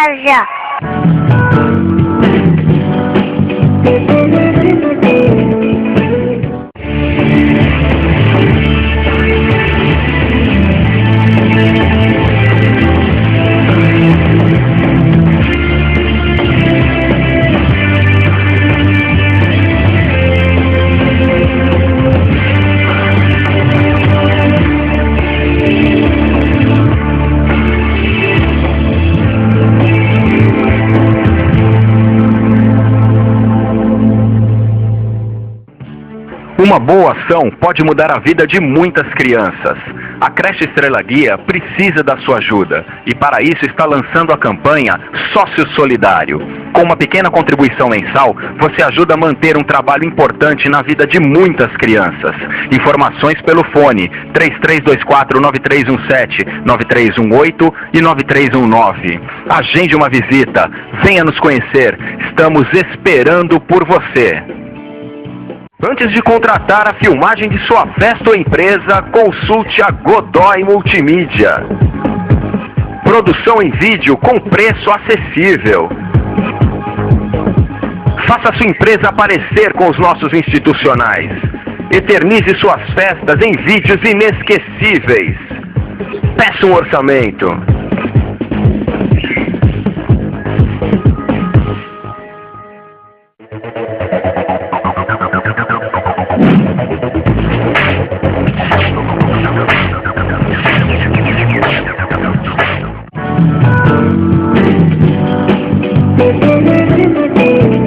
Você está assistindo ao programa Estrela Guia na TV, agora já no seu terceiro bloco, mesmo. Nossa, tá rápido. Rápido, temos 2 blocos, vamos aproveitar bastante.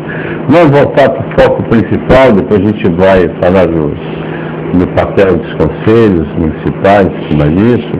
Essa redução, né, ela tem a população plenamente favorável a essa redução, né? A minoria aqueles que pensam como você, e a gente tem que respeitar o pensamento de um e de outro. Aline, como é que você vê ao enfrentamento desse problema, porque, na verdade, os adolescentes estão se apropriando dessa imunidade, então dessa vantagem, né, e os crimes estão se tornando cada vez mais bárbaros, né, a droga está proliferando e a sociedade está revoltada, a sociedade está reclamando, a sociedade... Como é que você vê a atuação? O Congresso pode fazer alguma coisa? Os políticos podem fazer alguma coisa? Eu não tenho dúvida que é chegado o momento de se fazer alguma coisa. A sociedade precisa dessa resposta, eu reconheço isso.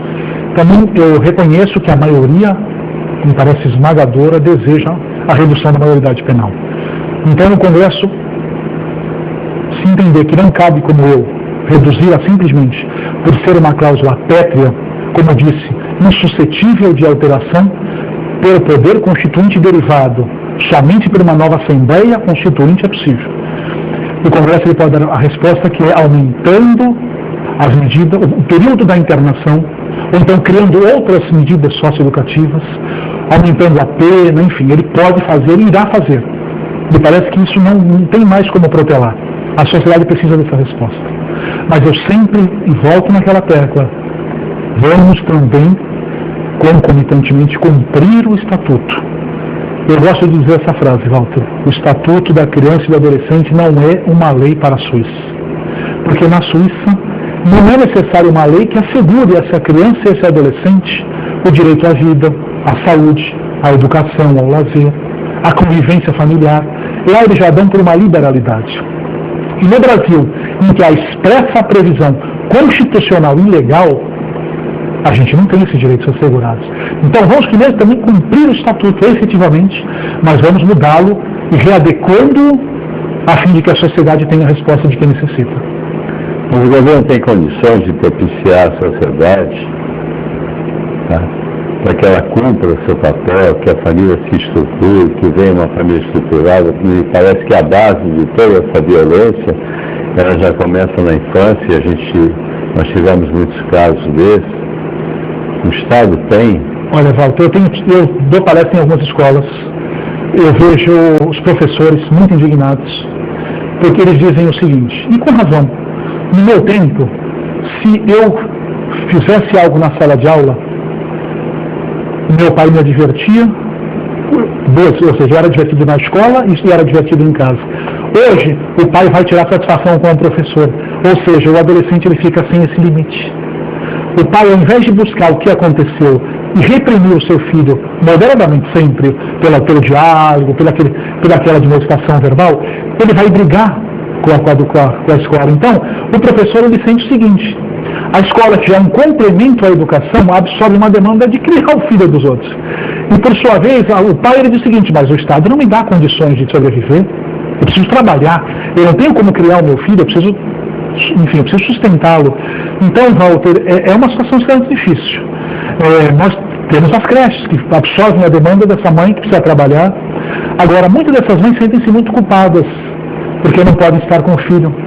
E aí elas tentam compensar essa falta, dando coisas que não são necessárias, dando supérfluo. E isso não compensa. O que a filha precisa é do amor, do diálogo, do carinho, da atenção, e não dos materiais. Então, me parece que nós temos muitos valores deturpados, não só na família, como na escola, como na sociedade. E como que nós vamos resolver essa situação? Olha, a religiosidade é um dos principais fatores, e me parece que a sociedade se apropriando do Estatuto e exigindo que cada um cumpra com a sua atribuição. E nesse diapasão, o Conselho Tutelar, me parece, é aquele órgão que pode ser o grande parceiro. Eu reconheço que o Conselho Tutelar não é a porta de entrada, jamais. O Conselho Tutelar ele só atua quando as políticas públicas falharem. Mas o Conselho Tutelar ele pode ser instado a ajudar, a orientar, e nós temos bons conselheiros para isso. Tem uma pergunta para te fazer, que uma pessoa faz. Pergunta isso para ele, mas eu vou deixar, me tocando suspense, eu vou deixar um pouco mais para o final. Pela sua fala, tudo que você discorreu, com esse conhecimento que é próprio, Não passa uma desesperança para a gente, né? Olha, há momentos em que eu escuto, principalmente das pessoas na melhor idade, que o mundo está absolutamente perdido. Mas eu também escuto que tudo é um processo de transformação do nosso planeta e que um grande projeto tem... Eu acredito, na nossa sociedade, eu acredito que a gente vai prosperar. Eu acho que a mulher hoje, ela conquistou o seu espaço. Isso é importante, ela não é mais submissa ao homem. Hoje ela não aceita mais um marido tirano. Hoje a mulher, ela pode, enfim, subsistir dignamente, colaborar para a família. Aí uns falam, mas quando ela teve que ir para trabalhar, ela acabou saindo do lar e isso houve esse déficit na família. Mas esse é o mal necessário. A mulher, ela precisa disso, né? E agora, em relação à sociedade, eu não estar, como os idosos falam, perdida. Eu não acredito nisso. Eu acho que a sociedade está evoluindo. Você vai dizer, mas Melo, como que está evoluindo? Se hoje em dia os casamentos acabam do dia para a noite, se hoje em dia os adolescentes estão cada vez inflacionando mais cedo, eu acredito, eu não perdi a esperança. Eu acredito que a sociedade está evoluindo. E você vê também jovens maravilhosos, Walter. Hoje a informática está aí, ela pode ser usada como um canal de edificação do jovem, não só para coisas ruins. Então nós temos elementos. Quantos jovens hoje em dia que não teriam nenhuma oportunidade criam um programa na internet e enriquecem do dia para a noite? Né? A rede social está aí. Então nós só precisamos nos readequar. Nós vivemos desse momento de transição. Quando nós superarmos essa fase, eu acredito que nós iremos melhorar. Agora, a sociedade de hoje, a sociedade dos anos 70 e 80, é melhor, é pior? Eu não sei dizer. O que eu sei dizer é que problema sempre houve, traições sempre houve, só que a coisa era mais camuflada. Hoje as coisas vêm à tona. Nos parece que nós estamos numa fase em que as coisas são descobertas. A Polícia Federal está aí, investigando os crimes de forma exemplar. Então, você vê isso. Você vê que o Judiciário hoje, eu vejo muitas coisas boas, ó. Então eu não vou ser cético, dizer que as coisas pioram, não. Eu vejo hoje pessoas valorosas, mas reconheço as dificuldades inerentes a todo o processo de transição. Essa sensação de impunidade não leva o adolescente a cometer mais crimes, sabendo que ele vai ficar pouco tempo preso. E havendo essa regressão, né, a diminuição da minoridade na penal, né, você acha que isso brecaria um pouco ou não? Olha, eu já escutei opiniões muito abalizadas dizendo o seguinte: se reduzir para 16, os traficantes vão cooptar os de 14 e 13. E aí vai virar o quê? Uma bola de neve. Agora, nós temos que criar algum mecanismo, claro. Foi o que eu disse, aumenta o período da internação. Se não der certo, vamos repensar e vamos mudar. Mas a sociedade precisa dessa resposta. Agora, essa questão dos adolescentes, eu fico imaginando, Walter, um adolescente numa região menos favorecida das cidades. Ele, num lar extremamente pobre, a sociedade de consumo, ele não tem acesso a esses bens. Ele tem as suas vontades, ele tem, enfim, a sua autoestima, ele quer ser, mas antes ter do que ser. Então, qual é o meio que hoje ele dispõe para que ele consiga o seu tênis importado, a sua bicicleta? Se ele não estuda, se ele não tem um pai com condições, é praticar pequenos furtos, ou virar aviãozinho de tráfico. Então, nesses primeiros atos a sociedade entrar firme, a gente consegue recuperá-lo. Caso contrário, se ele já está praticando atos mais graves, como latrocínio, é porque ele já praticou atos anteriores. E aí já fica muito mais difícil. Então nós temos que começar a ter um olhar nos primeiros atos infracionais. Quando ele cometeu a primeira medida infracional, a sociedade já tem que agir. Não é fácil. Dificílimo, sem dúvida. Às vezes, as pessoas falam para mim, poxa, você é contra a redução da maioridade penal, mas você não sabe o que é perder um ente querido. A gente tem essa noção do senso comum, né? A perda de um ente querido é dura para qualquer um. Eu sei disso, o quanto é difícil. Por isso que eu dou essa alternativa, aumentar a medida socioeducativa, o tempo. Essa pergunta que eu trago de uma pessoa.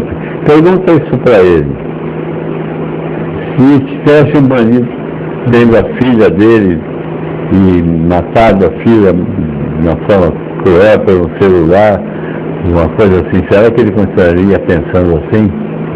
Você vê que a minha restrição à redução da maioridade penal, ela não se baseia em um critério subjetivo. Ou seja, eu entendo que não, é num critério objetivo, de que ela não é possível à luz da Constituição Federal. Ou seja, eu não sou simplesmente contra reduzi-la porque eu acho que não cabe, porque não, é porque, na minha opinião, juridicamente não é possível. Eu quero tirar essa ilusão que tentam colocar nas pessoas. Entendeu, Walter? Não é apenas uma questão, eu tenho critérios objetivos. A Constituição veda que nós alteremos cláusulas pétreas, que impedem o que a gente chama de núcleo intangível da Constituição. É o espírito da Constituição. Elas são insuscetíveis de alteração, porque elas tutelam liberdades e garantias individuais. Por isso que, ou seja, não é uma opinião pessoal apenas. Tá? Agora, eu respeito, sem dúvida, aqueles que querem reduzi-la, mas eu só acho que não é possível juridicamente. Você entendeu, né? Apenas isso.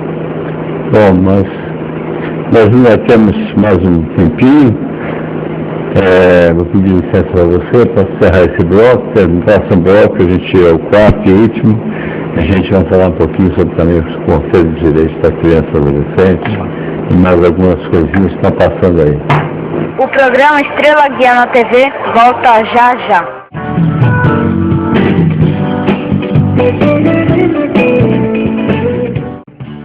Uma boa ação pode mudar a vida de muitas crianças. A creche Estrela Guia precisa da sua ajuda e para isso está lançando a campanha Sócio Solidário. Com uma pequena contribuição mensal, você ajuda a manter um trabalho importante na vida de muitas crianças. Informações pelo fone 3324-9317, 9318 e 9319. Agende uma visita, venha nos conhecer, estamos esperando por você. Antes de contratar a filmagem de sua festa ou empresa, consulte a Godoy Multimídia. Produção em vídeo com preço acessível. Faça sua empresa aparecer com os nossos institucionais. Eternize suas festas em vídeos inesquecíveis. Peça um orçamento.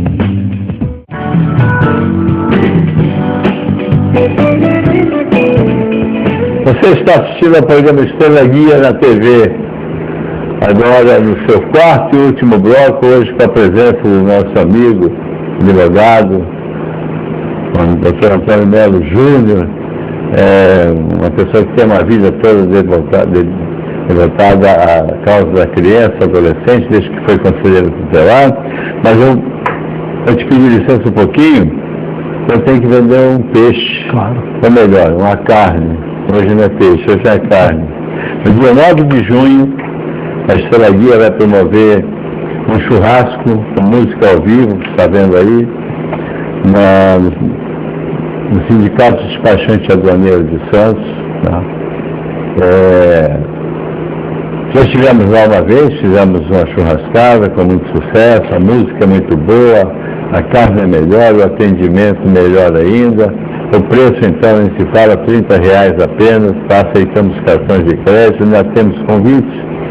E se você quiser fazer a sua reserva pelo telefone da creche, que é 3324-9317, 3324-9318, 3324-9319, Estrela Guia, que é pelo nosso e-mail, enfim. Dia 9 de junho, um domingo, um almoço diferente, gostoso, ambiente familiar, e você vai estar colaborando com a nossa entidade. Eu tenho também, Meli, antes que a gente termine o nosso assunto, fazer alguns agradecimentos. O primeiro agradecimento a meus amigos que passaram a Regina e o Beto. Eu aniversariei dia 16 de maio, fiz 76 anos de idade.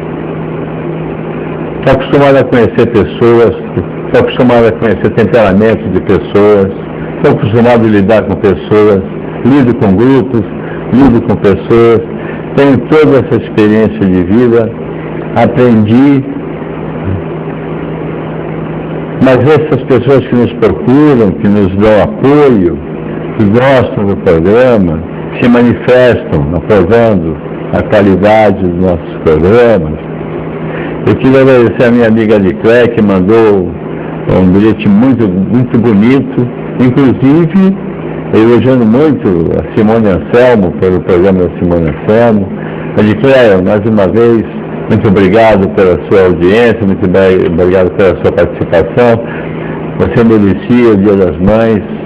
John Lennon é o cachorrinho dela, também, ela tem um filho também, eu esqueci, eu não sabia. Tá? Quero agradecer ao Sérgio Batista também.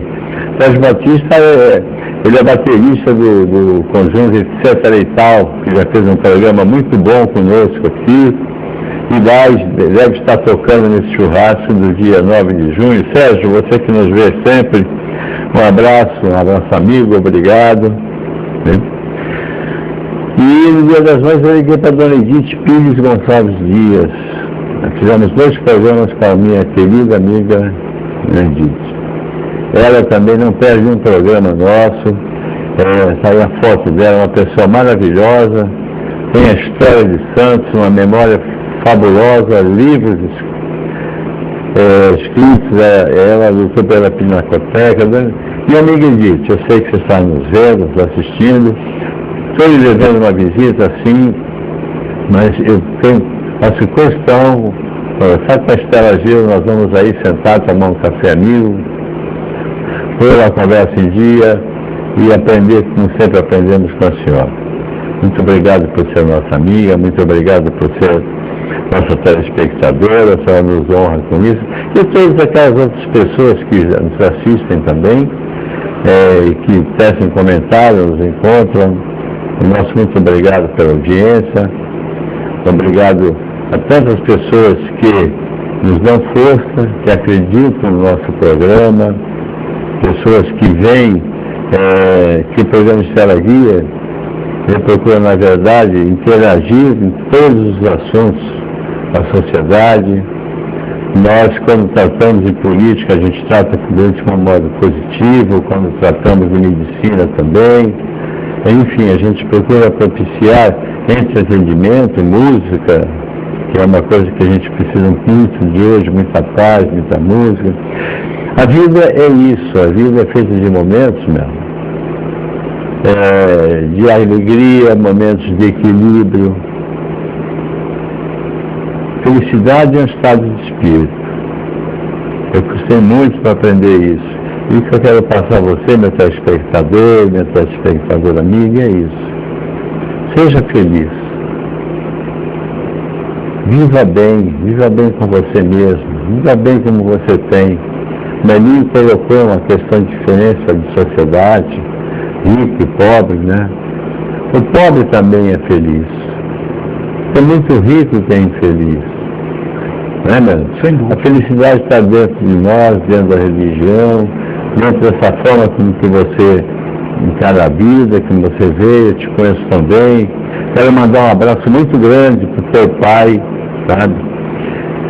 O teu pai é uma pessoa, essas pessoas que fazem diferença na sociedade, Melinho. Eu quero mandar um abraço muito grande para todo o programa, entendeu? Primeiro pela família que o senhor tem, pelo filho, mas por todo esse trabalho que o senhor tem há tantos anos no Conselho Tutelar. No anonimato, lutando, sem querer aparecer, chegava à noite, dormia no Conselho da Zona Leste, levava um monte de serviço para fazer em casa, tudo isso de uma forma desinteressada, com muito amor. Parabéns por todos esses anos que o senhor tem dedicado à sua vida, tá? Em busca de criar uma situação melhor para uma criança, para um adolescente, para essas famílias que precisam muito mais de ajuda e compreensão. Parabéns você, Deus te deu um pai maravilhoso, uma mãe maravilhosa. Parabéns, Ana, pelo seu trabalho. Eu estou queimando 5 minutos que eu não posso, que ainda vai conversar aqui. Bom, o papel do Conselho Municipal dos Direitos da Criança e Adolescente. O Melo foi eleito conselheiro dos Direitos da Criança para um mandato agora. Ele foi eleito também o primeiro secretário, né, do Conselho. Ele consegue abrir um espaço para a sua vida profissional, para a sua vida familiar, e se dedica de corpo e alma ao Conselho dos Direitos da Criança e Adolescente. Nós temos 3 minutos. Que o povo possa conhecer um pouquinho do Conselho dos Direitos da Criança e Adolescente. A Constituição, ela previu a descentralização político-administrativa, a participação popular nas políticas públicas. Os conselhos municipais, eles foram criados exatamente para isso, para definir a política pública naquele segmento. O Conselho da Criança e Adolescente é um órgão paritário, composto metade pela sociedade civil, metade pelo poder público. Eu represento a Ordem dos Advogados, subseção de Santos, e esse conselho define a política pública. Nós somos os gestores do Fundo Municipal da Criança e do Adolescente. Ou seja, as entidades apresentam projetos e nós deliberamos, aprovamos e dotamos, enfim, os valores necessários para que as entidades possam edificar aquilo que bem lhes apraz. Então o Conselho ele é um órgão importantíssimo, porque ele delimita a política pública do município, porque ele escreve os programas de atendimento e porque ele é o gestor do Fundo da Criança e do Adolescente. O Conselho está caminhando, Walter. Às vezes eu sinto que a gente às vezes regride, às vezes a gente avança. Pessoas maravilhosas nos deixaram, já dizem que deram a sua parcela de contribuição, mas nós estamos caminhando e a sociedade hoje já se apropria. Nós temos hoje colaboradores, que eu não vou citar o nome, mas ela sabe, eles sabem, que vão lá, que nos ajudam, que nos advertem, que falam assim, vamos fazer isso, vamos fazer aquilo. E essas pessoas são imprescindíveis porque estão lá de coração, porque a nossa atividade também não é remunerada. Essa questão dos conselhos, e para finalizar, eu quero trazer de novo para a família uma mensagem. Não há, de fato, Walter, uma regra, um padrão de criação de um filho. Mas eu digo e reitero, o amor é a mola propulsora, a renúncia, e as relações hoje entre pais e filhos não são mais verticais. Não dá mais. Os jovens hoje, eles estão articulados, eles conhecem, eles têm acesso a tudo. As relações têm que ser horizontais, sem impor, explicar o porquê. O não tem que ser um não fundamentado. Então, eu acho que essas relações baseadas no amor é que irão dar bons frutos. Com essa mensagem tão bonita, eu agradeço mais uma vez você ter deixado os seus afazeres profissionais para vir até aqui e passar aos nossos telespectadores a mensagem de mostrar uma realidade que é crua, que às vezes contradita com a opinião do povo, mas é da contradição que sai a solução. Nós estamos terminando o nosso programa, quero agradecer novamente a você, te parabenizar pelo teu trabalho, assim como o teu trabalho, não tanto no Conselho Tutelar, mas agora no Conselho de Direitos da Criança e Adolescente, o qual nós fazemos parte juntos. Admiro muito o teu trabalho, você trabalha para o Conselho, pelo Conselho, e que essa mensagem fique a você, minha telespectadora, a você, meu telespectador. Na verdade, esse assunto, nós não fizemos um programa para resolver esse assunto, nós fizemos um programa para abrir opiniões, né? E tentar alguma coisa. Mas que a gente, como falou o Dr. Melo, que a gente nunca possa perder a esperança. E que cabe a todos nós fazermos a nossa parte. Muito obrigado pela audiência. Que Deus abençoe a todos vocês, a todos nós. Que nos dê uma semana com muita paz, com muita saúde. E que nossa sociedade possa melhorar cada vez mais. Obrigado, Melo. Obrigado. Obrigado a vocês. E assim nós terminamos o programa Estrela Guia na TV, pedindo que Deus nos proteja, nos abençoe, com a nossa frase, que só é possível ensinar uma criança a amar amando.